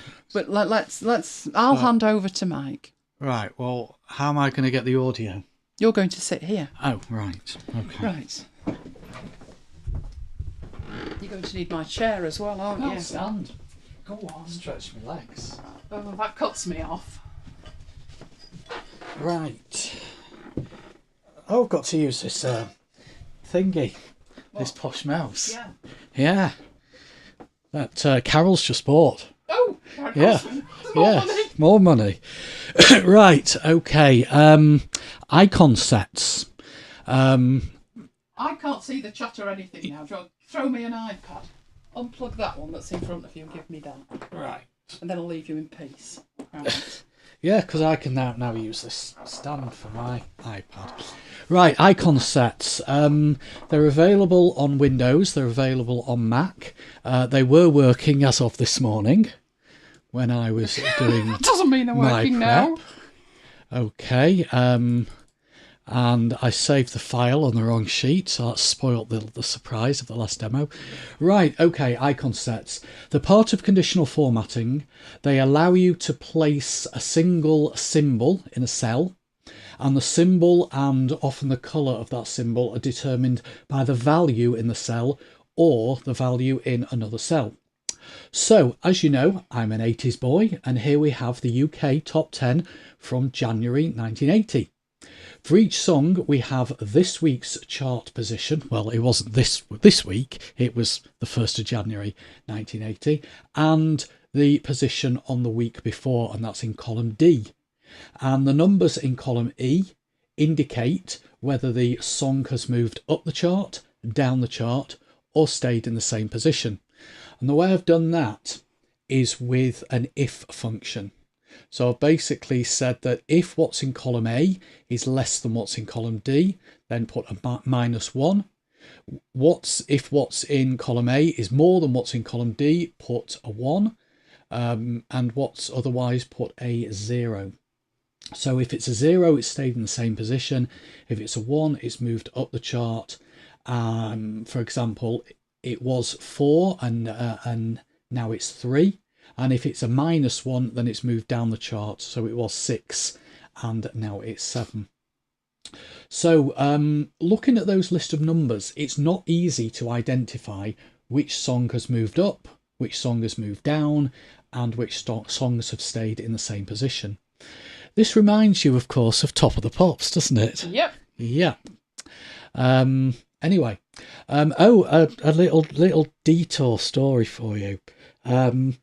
When I was on this session today on this Excel thing, the guy who was delivering it was talking about Zoom it, and he was saying, "Does anyone else hear you zoomed?" And I said, "Yes, I do." And then he starts talking about what we say, which is people are then more interested in what that tool is that you're using to draw red circles on the screen. Anyway, I digress. Right, so. Where were we? Yeah, it's obviously easier if we could have some kind of visual to see whether the songs have moved up, down, or stayed the same. And the visuals that I've chosen to use are little arrows, and that's where I just thought of Top of the Pops. So it's moved up the charts, it's moved down the charts, or it's stayed the same. So how do we do it? Well, what we'll do is select all of those cells there, because that's where I want to apply the conditional formatting, and then go up to conditional formatting and go to icon sets, and then choose the icon set that I want to use. And in this case, I'm going to go with that one. Now, it appears to have worked, but it won't always work. So quite often when you do apply conditional formatting icon sets, it doesn't automatically give you the right values. In this particular example it has, but that's just coincidence. So I need to go to conditional formatting, manage rules. Every time you apply conditional formatting to a cell, it creates a rule. So you go to manage rules, and then you edit the icon set rule. And in this particular case, I want to change both of these to numbers because they default to %. And I want to say when the value is greater than 0, I want it to be green. When it is less than 0, I want it to be red. And when it's exactly 0, which is what that convoluted thing means, I want it to be yellow. So all I actually had to do was change that from greater than or equal to be greater than, because if it was greater than or equal to 0, I don't want it to be green. I want it to be green only when it's greater than 0. And that automatically changes those just to make it logical. Click on OK. Click on OK again, and there we go. So just to see how it works, if I change something, let's say This song last week was at number 2. So it's actually moved down it's actually moved down. Yeah, it was number 2. Now it's moved down to number 3. So it changes that to a down arrow. But the last thing I'll do here is go back into the conditional formatting rule and tick that box there that says show icon only. And then we're just seeing the icons. Okay, we got any questions? Simon says he's going to feel ripped off if it's not in G-Docs. Oh. G-Sheet. I honestly don't know, Simon. I'm guessing it's not, but I could be wrong because I never really looked at conditional formatting in Google Docs. Okay, so that's one demo. The next demo is inventory lists. So good old ice cream again. So here's a list of products that a company sells. For each product, we've got how many containers of ice cream are in stock. And also what's the minimum number of containers they should have in stock. Chocolate is popular, so we need to have a minimum of 100 containers in stock. And right now we have 100 containers, so we're doing okay there. Coffee is not as popular, so we only need to hold 10 containers in stock. But we've got 12 in stock, so obviously not selling well there. But look at Neapolitan. Neapolitan, we could actually be in danger of selling out. It's popular, hence needing to have at least 50 containers in stock, but we've let the stock level drop to below this number.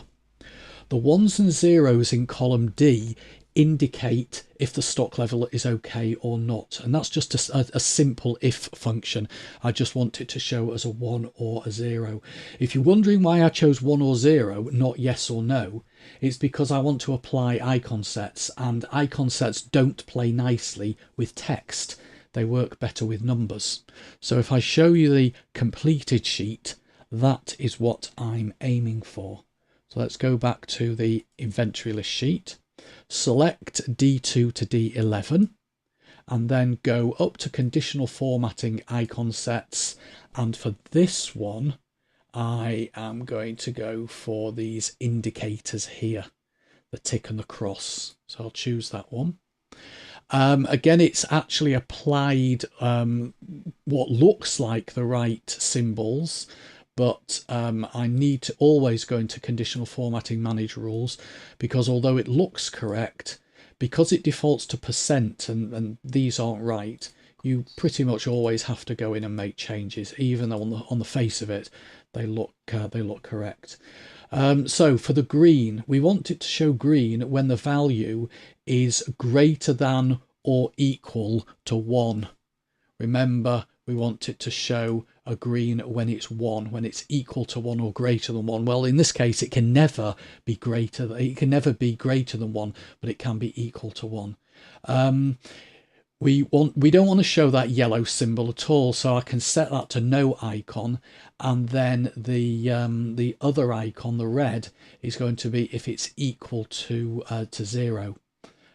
So what I need to do there is I need to change that to be greater than, and that automatically changes to be less than or equal to 0, because obviously it couldn't be less than 0 because we've only got 1 or 0. Click on OK, click OK again, and we now have the right symbols. So if I was to take this toffee down to 49, that now changes to a red cross, because we're now below the minimum stock level. And then just go and change this one. Again, I could have changed it before, but change that just to show the icon. Okay, so the third demo is star ratings. So Peter's going to like this one, because that was the team against Middlesbrough, and I would say that those were my ratings, but I don't think Luke Shaw deserved a rating of 4. Maguire definitely deserved a rating of 1. I've got a story about Maguire to remind me to tell you later. Anyway, so star ratings, and I did a second example of star ratings, which is, I can't see all my tabs. There we go. Excel, how does it shape up? So this time I've done it out of 10, whereas the United one was out of 5. But it's just to show you a couple of examples of using star ratings. So let's go and see how it is done. Okay, so all I actually did was type the players' names down column A, and then I decided to rate each player out of 5. But as you've seen from the other example, it could be any number.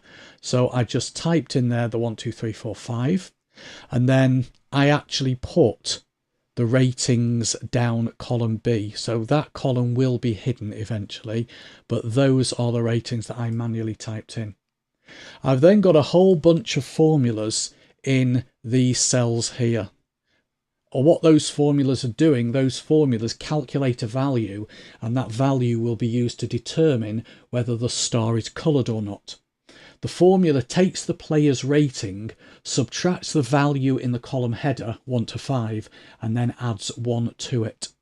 So I'm not going to go through the actual formula, but that's what it's doing. So I'll then select these cells here, because those are the cells that I want the stars to go in.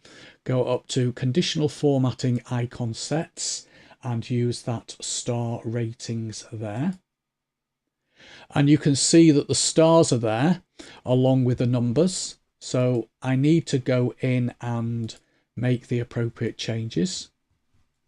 So for a start, I can tick the show icon only, but I also need to set these to show as number because I'm dealing with numbers. And what I want to show here is show gold when the value in the cell is greater than or equal to 1. Have no cell icon when it's greater than 0 but less than 1, because that's never going to happen in this instance. And then show a white when it is less than or equal to 0. So that wants to be changed to a greater than, and we get less than or equal to 0. And then click on OK and OK. So you can see there that we've got 3 stars and 1 star and 2 star. So if I was to change this, if Maguire had played the match of his life, yeah, you might well snigger. If you could have left that, and if Maguire had played. Yeah, and if Ronnie hadn't missed that penalty, then we could give him a 5 as well. So so there you go. You can see how that works. Then I hid column B, and I made those cells white font. And then I just put a border around the thing. Outside borders, and there we go. That was it. So that is conditional formatting using the icon sets. It's one of those little known things. You know, most people know about conditional formatting in terms of make the background of this cell red if the number in it is less than 100, but the icon sets are a little known thing. Okay. I don't see any questions. Are the figures based on actual MacBites headquarters ice cream data? Quite probably. Yes, probably. Okay. Right, are we swapping? We are swapping. It'll be seamless. No one will ever notice. She said. Right, let's swap back up. Right, I'm back. But you're still looking at Mike, but you won't be in a minute. So what are we doing for the rest of the night? Troubleshooting audio. Oh. Right. Yeah, we're going to need to come out of all of this. What's it that we did, didn't we? In fact, let's just come out remote desktop, problem solved. Yeah. That's the old way we used to do it. You remember? Yeah. Ages ago. When you had an Apple mouse that I didn't like. Yeah. Well, now I've got one that you do. Now you've tried it. You'll probably put an order in just like Carol. Oh, I can see that happening. Right. Now I can see the chat twice and not my notes. Oh, there you go. I've got your picture in picture, but on YouTube you're still talking. Oh, never mind. Right, so productivity boosting snippets. Right, this came out of what we were doing last week. Okay. Snippets. You may know that I use Typinator. So the idea here is that you have, what would you call it? A little code, and the code expands into something much bigger than itself. And there are many apps that you can do this with. Mine of choice is Typinator. I did try the one that seemed to be the most popular, which was Text Expander. But it didn't work for me. I was having problems trying to get the stuff to synchronize. So I settled many, many years ago on Typinator. The problem with Typinator, the biggest problem for us, is that the pricing is per computer. And it's complicated. Yeah, I don't like it when I get to the pricing page and it looks like that, Mike. It means I've got to think, and I haven't got the bandwidth to think. It's not too complicated if there's one person with one computer. So ultimately, you could have an individual license for 25, I think that euros in this case, or you could have a family pack for 38. Now, when it comes time to upgrade, you get at least 50% off. So what we've done, I think we've got 10 licenses, and it costs us about £70 when it comes to upgrade the lot.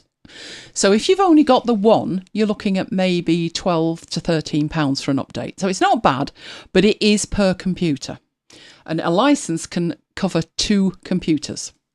The alternative, the one that seems to be the most popular, is Text Expander. Problem with that is it's subscription. Now, I'd left them way before they went subscription. I just think it's a silly thing to have a subscription for. It just seems gougy to me. But I did go and I did do my work and I did find out what it was. So it's $3.33 a month. If you are paying annually, you're looking at $39.96 per month, per year. So by comparison to Typinator, I didn't feel too bad then. It didn't tell me how many times you could have that installed. It just said for individual users.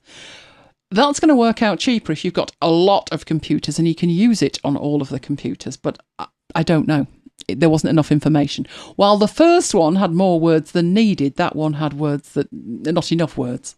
But those were the 2 main alternatives, and most people went for one or the other. If what you need is not overly advanced, by what I mean, both Text Expander and Typinator allow you to fill in the blanks with things and all kinds of stuff. So there's codes, there's variables. Typinator's got its own programming language. So there's nothing that I can't get it to do. So I'm quite happy with that. But if your needs are less than that and you have Alfred, Alfred has Snippets. Snippets is one of the features that needs the power pack. But the Alfred Power Pack gives you access to more than just snippets. So the Power Pack gives you access to everything, all the workflows, the snippets, the lot. Price-wise, it can work out quite inexpensive because you can get a single license for £29. But when it says a single user, that is on all your devices. Or if you pay £20 extra, you can get free lifetime updates. So I went for that with version, I think I got version 2 first. So I paid for version 2 and went for the lifetime updates, and I haven't had to pay any update fees for 3 or 4. So that one would see you sorted forever. So that's the pricing side of things going on. Let's have a look at the features itself. Now, what I would have done if Mike hadn't have hijacked my machine is I would have gone into Typinator while you weren't looking. And I would have disabled a feature because I have this set up in Typinator. So in here, I have emojis. So we're going to be looking at emojis. So I have this enabled. You can see I've got lots of different groups here. Some of them toggled off, like this HTML tags. So there's my abbreviations, there's MacBites stuff, there's things for blogging, there's all my URLs. These are what's enabled, but I need to disable this emoji one because it's going to clash with what I'm about to do in Alfred. So I'm going to take the tick out of there at the moment. Let's get rid of Typinator then, and let's go into Alfred and have a look at Alfred. So in the preferences in Alfred, which never opens on the screen I want it to, we start off and we have the general stuff, and then we've got the features. Now, we've looked at workflows. Don't think we've had the need really to look at anything else, but it's in the features that we're going to go. Now, if you don't have the power pack, which you can purchase inside here, and then it will show you, you put your key in and it will show you what you're at. So either a lifetime supporter or a legendary supporter. And in the features, that will make some of these features active that won't be active if you're on the free one. And the one that we're talking about is the Snippets feature in here. Okay. Now, in here, I've got, it says Alfred, and it says Alfred 2 Snippets. Thank you, Mike. If I remember, I tried it and I decided it was quite powerful, but just not what I was used to. So I left it alone. But there's no snippets in this one, but they are active. This one, which is the ASCII art, I'm never very good at ASCII art, but this one, there are 7 snippets and they're in here. This one is the one we're going to be working with, the emoji pack, but that's not active. So we will start with this Mac Symbols one, which is incredibly useful. So how this works is, you could have this set up where there is a viewer hotkey. So you use a single hotkey and it will show you all of the options for the snippets inside Alfred. Because I use Typinator, I really don't need a hotkey. But if I want to use it, I'm more likely to use a keyword. So if we get rid of Alfred and then bring this up of Alfred, and I put snip in there, you'll see I've got Text Sniper, but I've also got snippets. If I type the full word, hang on, where were we? No, it should be able to do that from that, but never mind. If I put snip in, which was the keyword, and I then start to type something, so maybe like I want the command key, it will show me what I need, and when I press enter, it will insert that wherever I am. So obviously I would need to have something like a document up, so let's get a Pages document up so we can see these things appearing. Where's Pages? Everything's gone slow, Mike. What have you done with my machine? I haven't touched it. Touching my baby. My baby's not used to anybody else fiddling with it. So you're buying your mouse now? Or were you not that taken? Yeah, I was. There you go, Mike will be getting a mouse very soon. Right, so we've got this document here. So I'm going to put snip, which is, no, not snap, snip, go away. Snip, right, and command. Why are you not working? Crying out loud. That should have appeared there. I wonder why it's not. It's one of these nights, isn't it? Shall we try something from like that? That's working. That's my shortcut for date. So I don't really know why I don't want that in there. Well, if I put snip command, maybe it's copying it. Let's try that. There we go. And I can paste it in. So if I'm writing a manual and I need to say command, control and shift, I can do that by putting in here snip, and let's try option, copy that, paste that in. Okay. So that's the kind of thing that we're looking at. Let's hide that and get back to Alfred and see the interface again, which doubtless will be on another screen, as predicted. It's just been one of those days. Let's do that and put it in the centre. Where have you disappeared to?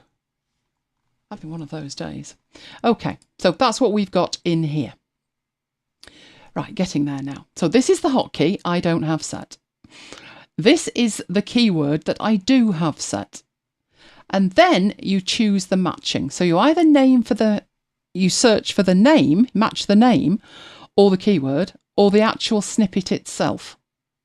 Which might make sense in certain circumstances, but not this one where we're looking at these Mac symbols. Definitely not. Right, then you've got the collections. So there is an option here to get collections. Now you can do this, you can make your own. So if I wanted to type, so let's add one into the Alfred snippets. And you know what? Shall we fix that while we're at it? 'Cause it's just Alfred snippets. It wouldn't be Alfred 2 snippets, would it? So let's do that. If I wanted to put in here, give it a name. So let's call this one Elaine.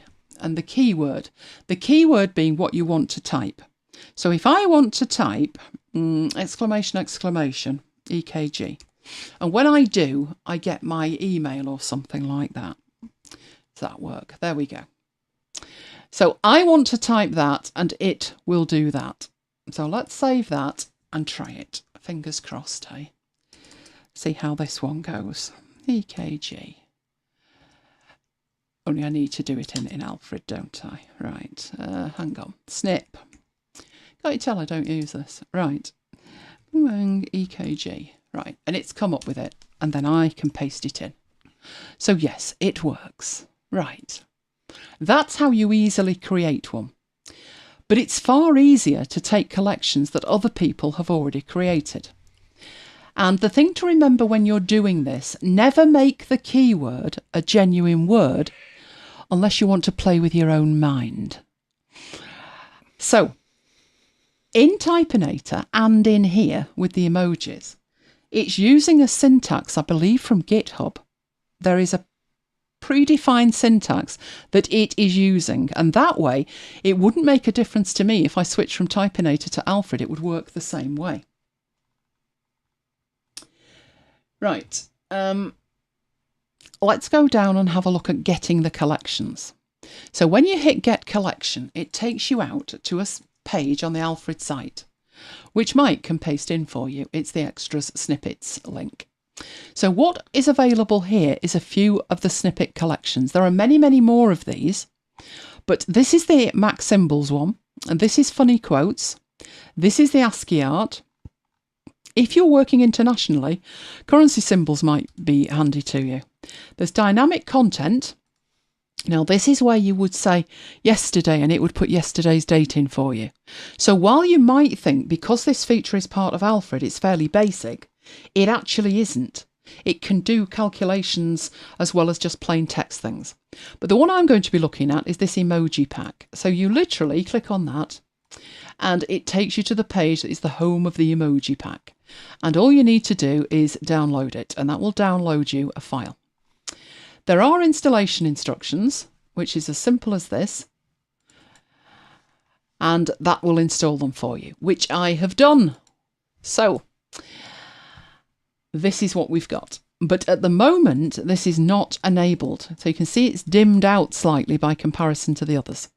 The reason I did that was the syntax for these, the keywords, were the same as Typinator, and all kinds of shenanigans would have happened if I'd have had the two active. So that's why I've deactivated them in Typinator.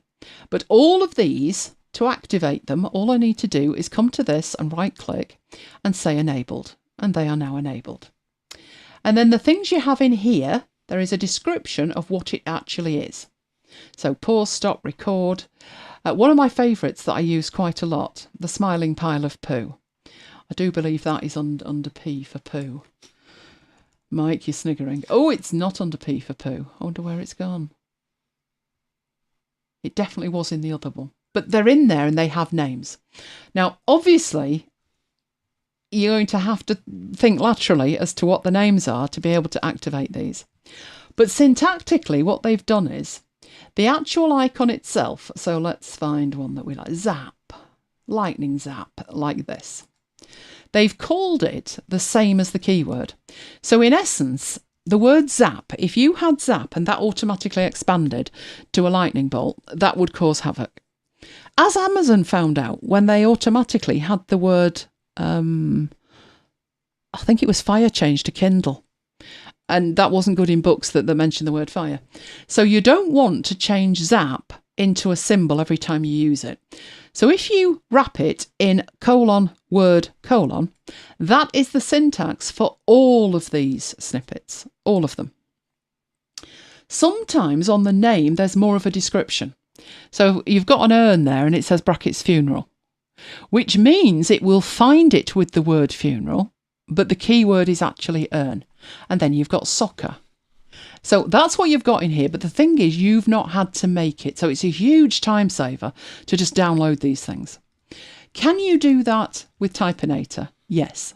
Can you do that with Text Expander? Yes. Because any collection can be exported and shared.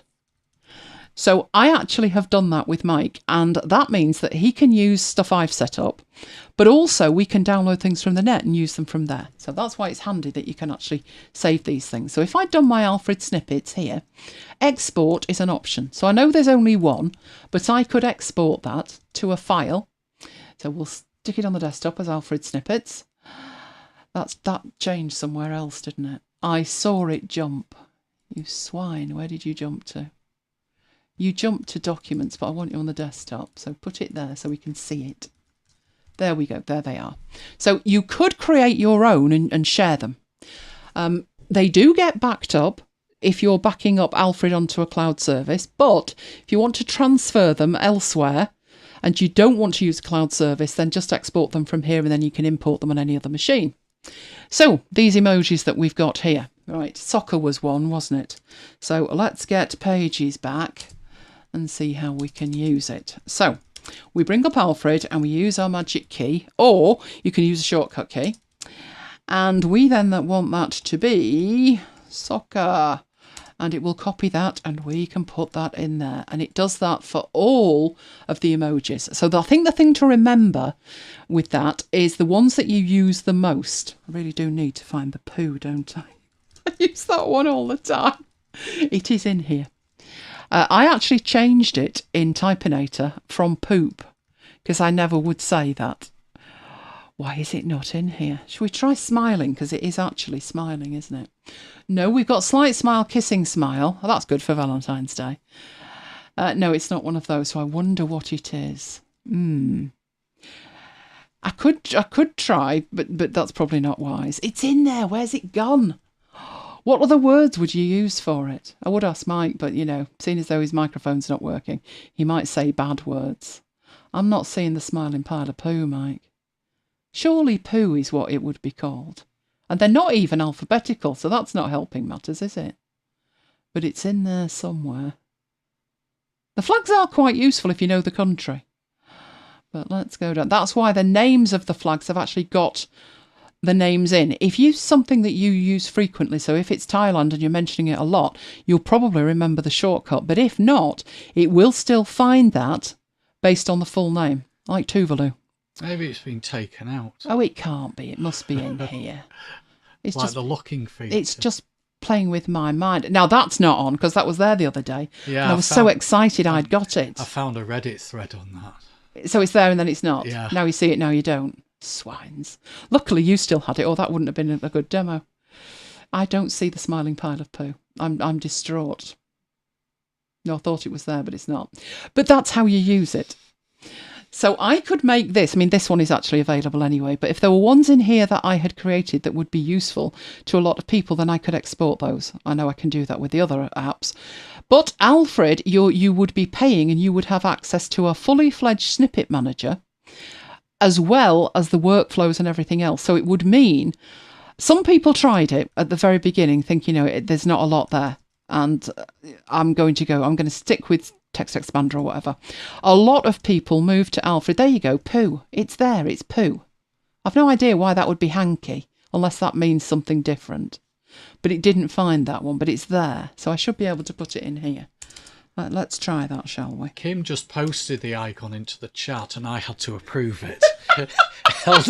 Held it for review.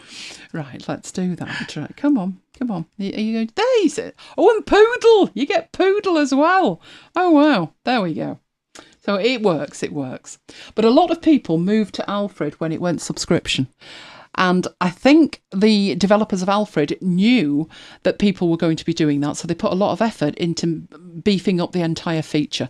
So it really isn't kind of the poor man's version of Text Expander anymore. It's very capable. And of course, one Alfred license it's per user, so you can have it on as many devices as you like. And as long as you have Alfred set up correctly in terms of the advanced features down here, all of this stuff, and it uses Dropbox for synchronizing, then it will synchronize across all your computers as well. Before you ask, Dropbox, could you use OneDrive? Could you use Google Drive? No. It's because of the way Dropbox works that the file is there automatically when the machine boots. But if all the other apps like Google Drive and OneDrive, they have to load before the files that are on the service are available. And by that point, Alfred's thrown its toys out the pram and says it can't find the file. So Dropbox just works in a slightly different way, that the file is available during boot up. So if you are putting this on a cloud service, make sure it's Dropbox. Because I had it on Google Drive and it didn't fare well. I decided I was moving everything to Google Drive. That was a really bad idea. But having said that, there are things that work brilliantly on Google Drive that just do not work at all on Dropbox, which is why we all have more than one cloud service. So would you have the same issue with pCloud? Probably. Dropbox is one of the very few where it marks the file as available for offline use before it's even run itself. But if you have that set up in there, then everything that you've seen synchronises across all of your machines as well, which will save you a fortune overall, because I at the moment am paying per machine, which is why it's costing me like £70 or £80 for licenses every time there's an update. Could I switch to Alfred? Do you know, I might be able to now. I'd have to have an investigation at the advanced features of it, but I might actually be able to shift. So I will have a ponder of that before the next round of licensing from Typinator. Right, okay, so let's come out of there and head into here. Oh, it's back. It's been a while, I know. Right, I need to turn a light on. Camera says it's working. I'll believe it when I see it. And then I need to get the box on the desk, and then I think we should be good to go with that. So you hang on looking at that while I get the light on. Right, at least I've got the light on. Then there's the camera to worry about. So let's ponder and look at the camera. Oh, joy of joys. Because it was there when I started, and then it disappeared. It's back again now, which is good. So that's going to strut its stuff. I'm going to move the iPad out of the way. I'm going to get the camera on the screen so you can see it. Ta-da! Right, just need the box now, Mike. So keyboard going on the floor. Never good, always worrying. Right, let's get that on there. It's rather a large box. We do like large boxes, don't we? I've even got myself a new pair of scissors. We wore the last pair out. I know they're purple, but trust me, they came in a pack of 3 and the others are worse. One's lime green and one's grey and orange. So let's get the new scissors on the box. No, it's not having it that way. Let's do what we usually do, which is that, and get into it. Right. This is probably going to be considered a bit of an indulgence because it's not like I haven't got one already. But this one's slightly different. So if it's even slightly different, I've got to have it, haven't I? Right, let's get the box open. Oh, open box. Right, I think I've got enough of that open to open this bit. Right, let's open that. And after all that, it's a tiny thing in the corner. Crying out loud. Right, there we go. Tiny thing in the corner there. So let's pop that down there and get that out of the way. And let's look at the tiny thing in the corner. Oh, if I tilt it round, it's going to ruin the whole thing. There we go. It is a stand, but it's not just any stand. No. Need the scissors again, not risking the nails. Right, let's get in. I don't know if you have to put this together or if it all folds in on itself. Good grief, there's 2 more bits to unfurl. Right, let's do that and that. It is a stand. It's a tablet stand and a phone stand. And yes, I know I've got 20 million of them to start with. But this one is more suited to my bigger iPad, I am hoping. And it looks like an iMac. You're wondering, aren't you? But it does. It looks like an iMac leg. Look at that. If you've seen the new iMacs, they look like that, don't they? Oh, it is. I went for the darker one. My iPad's dark. And this one, by comparison to the one I've got, promises not to tilt as much. And that does seem fairly solid. I think I would have it down a bit, though. So, let's get an iPad. There is my iPad. Oh, it's beautiful. There we go. So, let's turn that sideways. Can we see that looking like an iMac? Let's move the box and tilt it slightly. Can we see that? I'm holding the iPad on now, which is useless because then you can't see the bottom. There we go. It looks like an iMac. Not my iMac, obviously, because my iMac is as old as the hills. But it looks like an iMac. So that was why I went for that one. So let's see how far back that will tilt. It doesn't need to go further than that. But it's rock solid. So shall I try the bigger one on it. That's my 11-inch. Let's bring out the big guns. Oh, it has got some juice. That makes a change. There's the big one. This is the 12.9-inch. And yes, it's just as solid with that one. Let's move that a bit so we can see it. And that one's got a case on as well. The case on this one is a gel back. So we can just see that. Oh, it's filthy, isn't it? But that one's got gel back on it. This one's got a wraparound case. So one of these magnetic-y things. So there's actually there, that's the front cover, and that's the bit that's on the back. So when I put that like that, there's two, it's dual thickness. But it sits on there quite nicely. So yes, I'm quite happy with that. Oh, I'm liking it. Oh, Tracy turned up just at the point that she can go and buy stuff. Have you put the links in for that, Mike? I have. I like it. I like it. Usually I go for silver, but I figured, you know, my iPads are now space grey, so I went for the darker one. While we're at it, while we've got the camera on, we move that out of the way. This is the printed version of this year's brochure, which you usually see me put together. I can't remember if I did that this year, but it's grown. We're up to 24 pages now. So this is a thing that we do every year, but this one's the biggest we've done yet. So some stuff you've seen before, but there's some new stuff in it as well. So there's Mike in all his glory last year. That was the pre-recorded one. And I think, is there another one of you? There is, isn't there, with the manager? That's the Flowers of Manchester. These are the poems and the songs. There's our singer.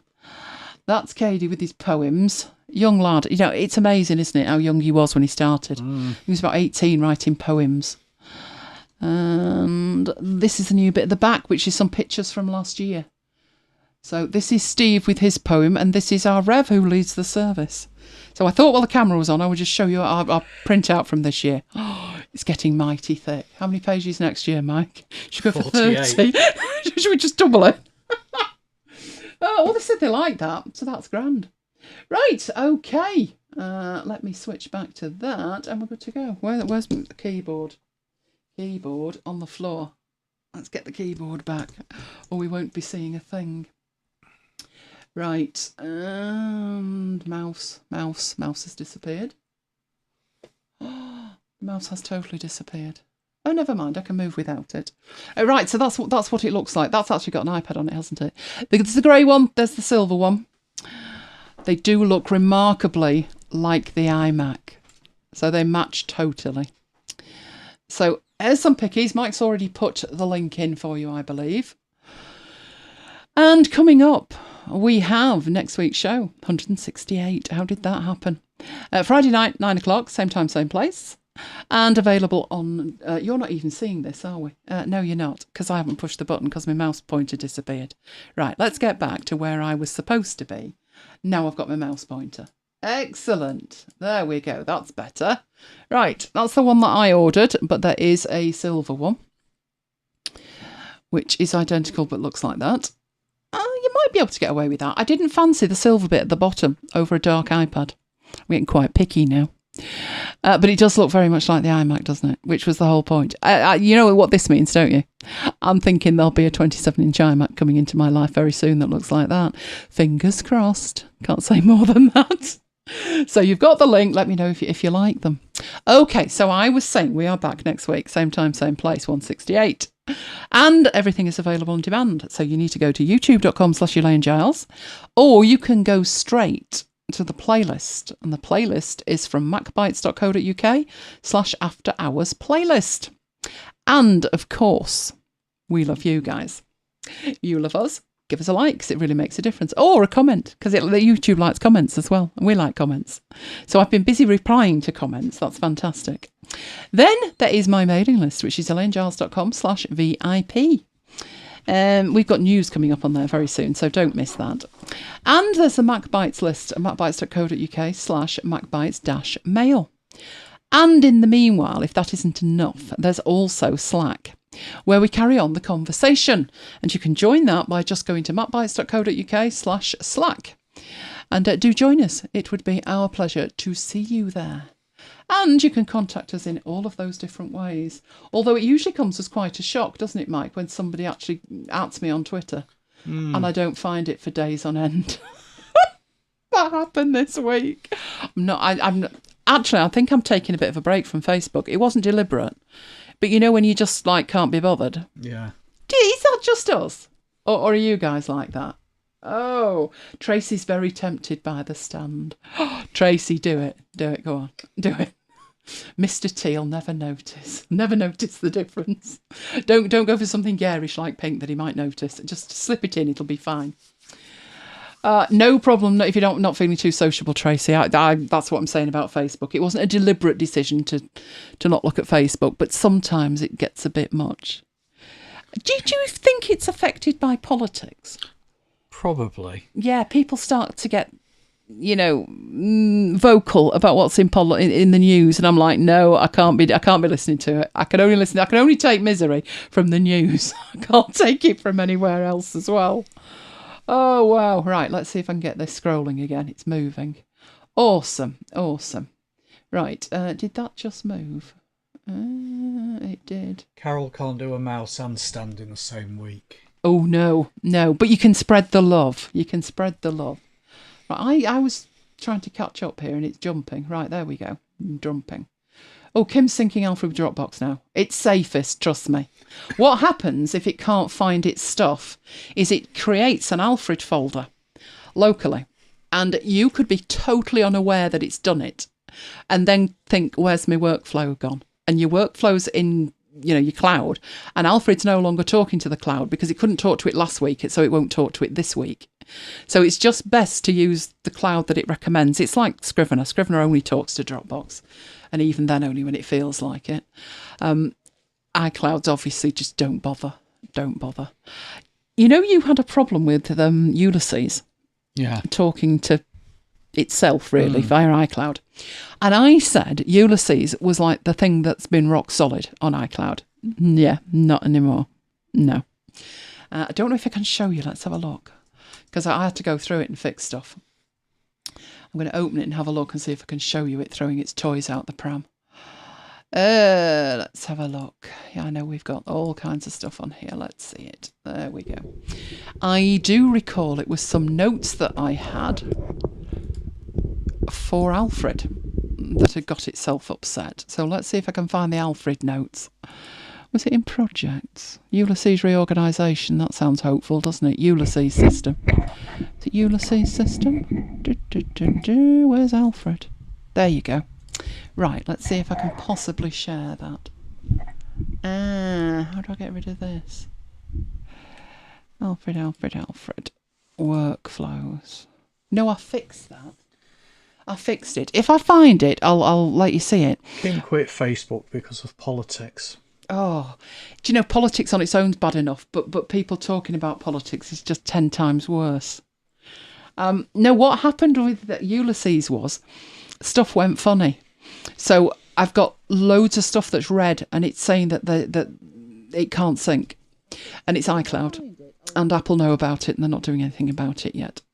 They've promised they will, but just not yet. So, just long enough to annoy me. Which is usually what happens. Oh, I make Patricia nervous opening boxes. It's not that bad price-wise. It's less than £20.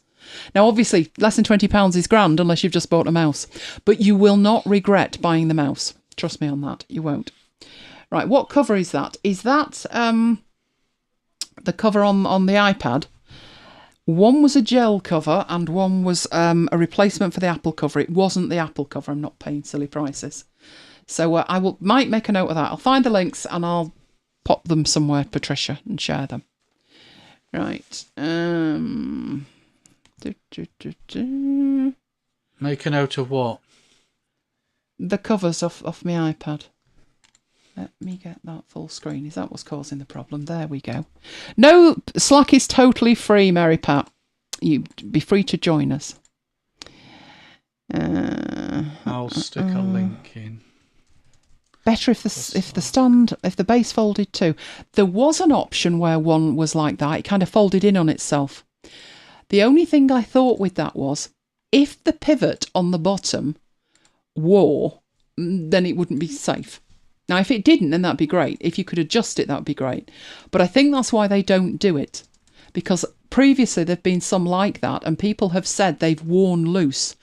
And the manufacturers have said the idea is that you're supposed to set it where you want it and basically leave it alone, which is fine if you can do that. But I'd have thought part of the reason of having something like that was to move it depending on your circumstance. So that didn't really make sense to me, but there you go. Facebook did get quite political at one point. I think it was the 2016 US election, wasn't it? So probably from about 2014 to 2016, it was not good. But now it's just arguing now for the sake of arguing. They're not even arguing like principle anymore. It's just arguing, or moreover, just criticising somebody for something particularly. And no, I can't be doing with it. No, not good. Not good. I saw a message from Kim, which has totally vanished on me now, saying she liked the brochure. Thank you very much. That started off, didn't it, as 4 pages. It was just a fold over, a sheet of A4 folded in half. And the first year that United printed them, that's what it was. And we printed the song sheet separate. And I think for 2 years they were separate, weren't they? And when the second year we did it, it was impossible. They were given to us in separate boxes, and we had to manually, at the point of giving them out, marry them together. So I said next year they'll have to be inside. So that was when it went to 8 pages. And then over the years it's got and another page and another page, and then we need the one from last year. And on the 61st anniversary, we had the pictures from the 60th, so they went in, hence it getting to the dizzying heights that it is now. But we actually had 23 pages, didn't we? So the one at the back with the extra 2 pickies in, that's why the extra 2 pickies were there, because we had 23 pages and that doesn't work. But at least this time they were all perfect, and we've got hold of some as well, so it's fantastic. Right, let's scroll down there. Oh, for that, Facebook's been threatening to stop being available in Europe. Oh, fantastic. That put paid to it, Paul. But I am thinking of friends that we've got who would be what would they do if Facebook wasn't there? We've got on Twitter. We've got 2, well, I don't think they're on Twitter. We've got 2 friends in particular. And how I describe it to Mike is, they're the ones who answer before you've pressed send. They are on Facebook. They must be married to it. I wonder how many times a day do they charge their phone? Because it doesn't matter what time of the day or night we post, they are there replying. They're unbelievable. Absolutely unbelievable. And I think they must be on Facebook about 23 hours a day. And there's days I don't bother. And you know how I can tell that my use of Facebook has dropped? Facebook starts sending me emails. They don't tell me what's been said, but they say, Fred's been on Facebook, he's posted, you're missing out. And I think, no, I'm not, it'll just be about politics. But that's what they do to try and get you back. Almost as bad as that company today that needed me to re-register for something or other. And they started sending me a mail every 2 hours. That's rude. That's just rude. Yes, Carol's been recommended as should be viewed on YouTube. Oh, that's fantastic. So why are Facebook not going to be available in Europe? What's their logic? What's their logic with that? That doesn't seem to make much sense to me, but Oh, you Facebook for genealogy. That makes sense, though, to be honest. I think private groups are very different from your feed because, I probably the first people that followed me on Facebook were my tech friends from 2008. And I didn't use Facebook for a long, long time. And the only reason that I kind of actually was on Facebook looking at posts in the end were all my friends from the church. There's about 50 or 60 of us follow each other from the church. And that's the only time that you kind of know what's going on. So it made more sense at that point. But over the years, the people that I originally followed have started hairing off into weirdness. And then Facebook will recommend a group that they have joined to me, and it's totally irrelevant. Totally irrelevant. I remember when we told them we were engaged, and I started getting adverts for dresses and cakes. And I was really peeved because Mike didn't. I mean, doesn't the bloke have as much say about the cake these days as the woman? Apparently not. No. Anyway, they stopped doing that in the end. Oh dear, oh dear. Data processing need to be renewed. Oh, well, if we don't have Facebook, we'll send some smoke signals, Paul. It'll be far better. You'll enjoy it much more. Oh, that's lovely, Tracy, gaining a daughter. That's how it should be. That is how it should be. It won't be allowed to process European data on US-based servers. Well, Europe can be a bit sniffy with the data, you're quite right. I would just have thought it's saber-rattling and that Facebook would lose far too much money to pull it.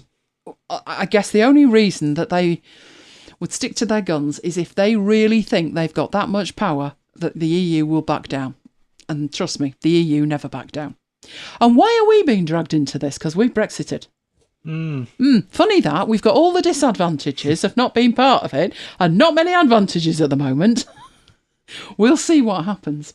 But I would be quite happy if Facebook wasn't there. I would find it funny for the people who are on there literally religiously. I'd love to see how they react and what happens at that point. So it would be good for a couple of days. Yeah, I'd try that. I'm not feeling the love on Facebook at the moment. I think I need a break. Although the only reason I found out I'd been atted on Twitter was that I went there looking for something else. Oh. And I saw a 2 and I thought, oh. I'll check mine as well. Do you remember when you were a kid and you were really excited when something arrived at the house with your name on it? You were so excited.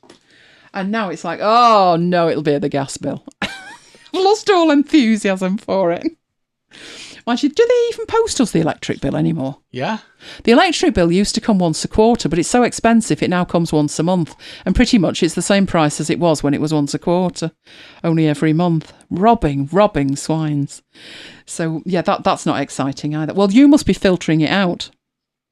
Because what happened not long before lockdown was the electric company, and the electric's in my name, just historic, and the electric would send a bill.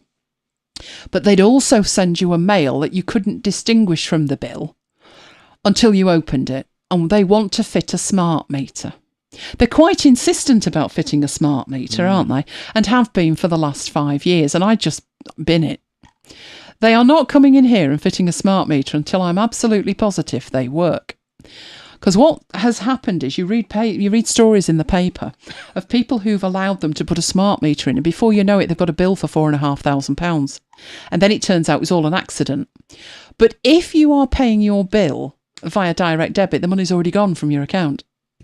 Or it's pushed you into the red. So I said to Mike, no, until it's a legal requirement, until you stood at my door with legal paperwork to get in and a policeman behind you to enforce it, you're not coming in. Let me just pay for what I use as I use it and leave me alone.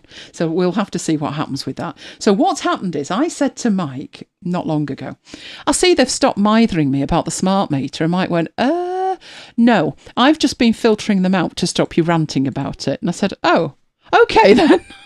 That works as well. Oh my. Right. Kim thinks if Facebook went away, something else would pop up. The only time I used to go on Facebook was when Twitter was down, and it was comical. It'd be like, oh, Twitter's down. So I'd go on Facebook and say, Twitter's down. So you're right, they just congregate somewhere else. Just congregate somewhere else. You see, Carol got excited because the parcel arrived. That's because it's not from the electricity board, isn't it? Unless the smart meter's in it. Parcels are exciting. Mail's less so these days. A ream of paper. Yeah, but you know... You can look on the bright side of a ream of paper. I find it really scary that when I order paper now, I do order like a ream of paper. But years ago, about 96, I just started training. And do you remember when the paper order arrived? It was 40 boxes with 5 reams in each. And honestly, they got used because I was printing my own manuals. So if I was doing a project course, I might have 12 people on it with a 300-page manual, and I was printing that and binding it. So now I order it by the ream, not by the box, and certainly not by 40 boxes worth. I had to find somewhere to put that as well. I remember having it hidden behind the sofa and all kinds of places. It takes up a lot of room, that. Ordering it by the ream's the way to go, Carol. You can even get paper from Morrison's, and it's actually cheaper at Morrison's, and it fills up the grocery order. So that's where my last ream came from. Kim had to have a smart meter. No choice. They just slapped it on. I think they might try that here. Apart from the fact, there really isn't much point in them having a smart meter. The first smart meters we had when we moved to this village. Think of like a John Wyndham book. It was like that, Village of the Damned, the Midwich Cuckoos. The electric, it was fully electric, so there wasn't a gas thing. But it was in a cupboard that had a door on the outside of the house. So they didn't have to knock to read it. They came along with a special key and read it that way. And that's what they wanted to put in here about 20 years ago. And Mum said, well, where are you thinking of putting it? So they said, well, exactly where it is now. But on the outside, where the meter was, there'd be a door and they could read it themselves. And she said, but that's on the side of the house. And they were like, yes, and she said, we have a fence and a gate. You can't get to the side of the house. What's the point? They couldn't quite grasp that in their mind. But that kind of smart meter just won't work. If we were out and we lost our keys, we wouldn't be getting back in. Never mind the electric man. So she managed to wriggle off the hook with that one. But now I think the smart meters phone home, don't they? Which is going to be interesting if they need a phone line, because we haven't got one of those either. But yes, we're still avoiding it, so fingers crossed. Facebook won't leave Europe, the stock would crash. Oh, Simon, I was hopeful then. I was hopeful. But never mind. I think if we'd have had that smart meter with the door on, I think they'd just come and do it. But we never did, so they can't get in. So at least that proves the point about it being secure. We've also just got a shiny new lock, haven't we? Two of them, actually. Called a pat lock. A pat lock. Short for patio lock. So if you've got doors where there's two handles, so where there's two doors that pull together or push out to open, you can put a crowbar between and you're good to go. So a pat lock wraps around the handles, so you can't. So I spotted these things and I said to Mike, I'm liking the look of this, because we have patio doors at the back on the patio, or as we call it, Lola's door, because she's adopted it. But we also have two doors opening at the front. So we've now got two pat locks wrapped around them. So I'm enjoying that as well. So they're definitely not getting in now. Would I do a WordPress segment in the future? Yeah, we did some WordPress a long time ago, didn't we? But I have a recollection of Tracy asking for Divi as well, which is WordPress. So yeah, we could certainly have a look at that. One of Renee's customers wants him to maintain the WordPress site. Oh, WordPress isn't scary. They do change things quite a lot, frequently, I'd say. But it's not scary. It's not. And Tracy's gas and electric have to be on the outside by law. Oh, we don't want them doing that, Tracy. No. You wouldn't have a choice. That's the point. I think when it's inside, there is just that. There's enough friction that they've got to keep writing to you. And only when I absolutely have to, because it made me laugh, one of the letters. Your electric will only be off for 20 minutes while they're there. I thought, my electric will be off for 20. I can't cope for 20 minutes without electric. Don't be ridiculous. I'm thinking, what if my iPad ran flat? What about my phone? No, I can't do without electric for 20 minutes. You'll have to do it some other time. So I'm going to hang on and we'll see. We'll see how it goes. Apparently I mentioned how you could code last week and you'd love to learn more. Is that in relation to WordPress or something else? Let me know. Catching up. And you've got to learn MailChimp. Never used MailChimp. We looked at MailChimp and Aweber and we went with Aweber. So, but I mean, they're all pretty much one and the same, aren't they? They are. And there is a free version, isn't there, of MailChimp? There is a free version of MailChimp. Best advice with that, Carol, instead of practicing on your work account, practice on a practice account. Just get a free account and practice on that. And then nothing that shouldn't go out will go out. That happens quite a lot. Do you remember that story about the guy in the planning department who thought he was working on a test system and he sent out a thing and then it cost him £13,000 to overturn it? Oh, great fun. Oh, my. So let me know about what code you're talking about. Could have been HTML. I can't remember what I talked about that last week. I've no idea. But let me know. Put it in the chat. Let me know. And then we will hair off. We got March tomorrow, haven't we? We have. I forgot about that. Better charge the iPads. Yeah, don't I have a humongous battery charger thing? I have, and to be honest, I've got more than one. And that some of the really high powerful ones, will charge the laptops. So I'd really only be parted from my iMac. I think it's more of a kind of security blanket thing. Because whenever there's a job to be done, does anybody else find this? It'll only take however long. And then they start the job, and without exception, there is a calamity.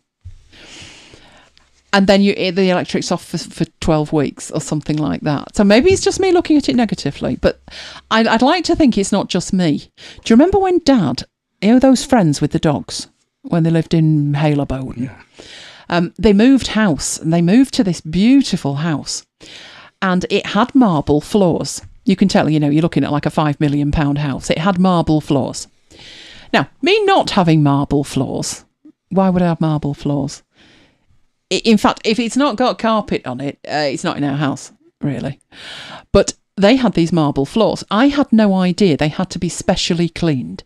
It struck me that if it's marble, it wouldn't really need that much cleaning.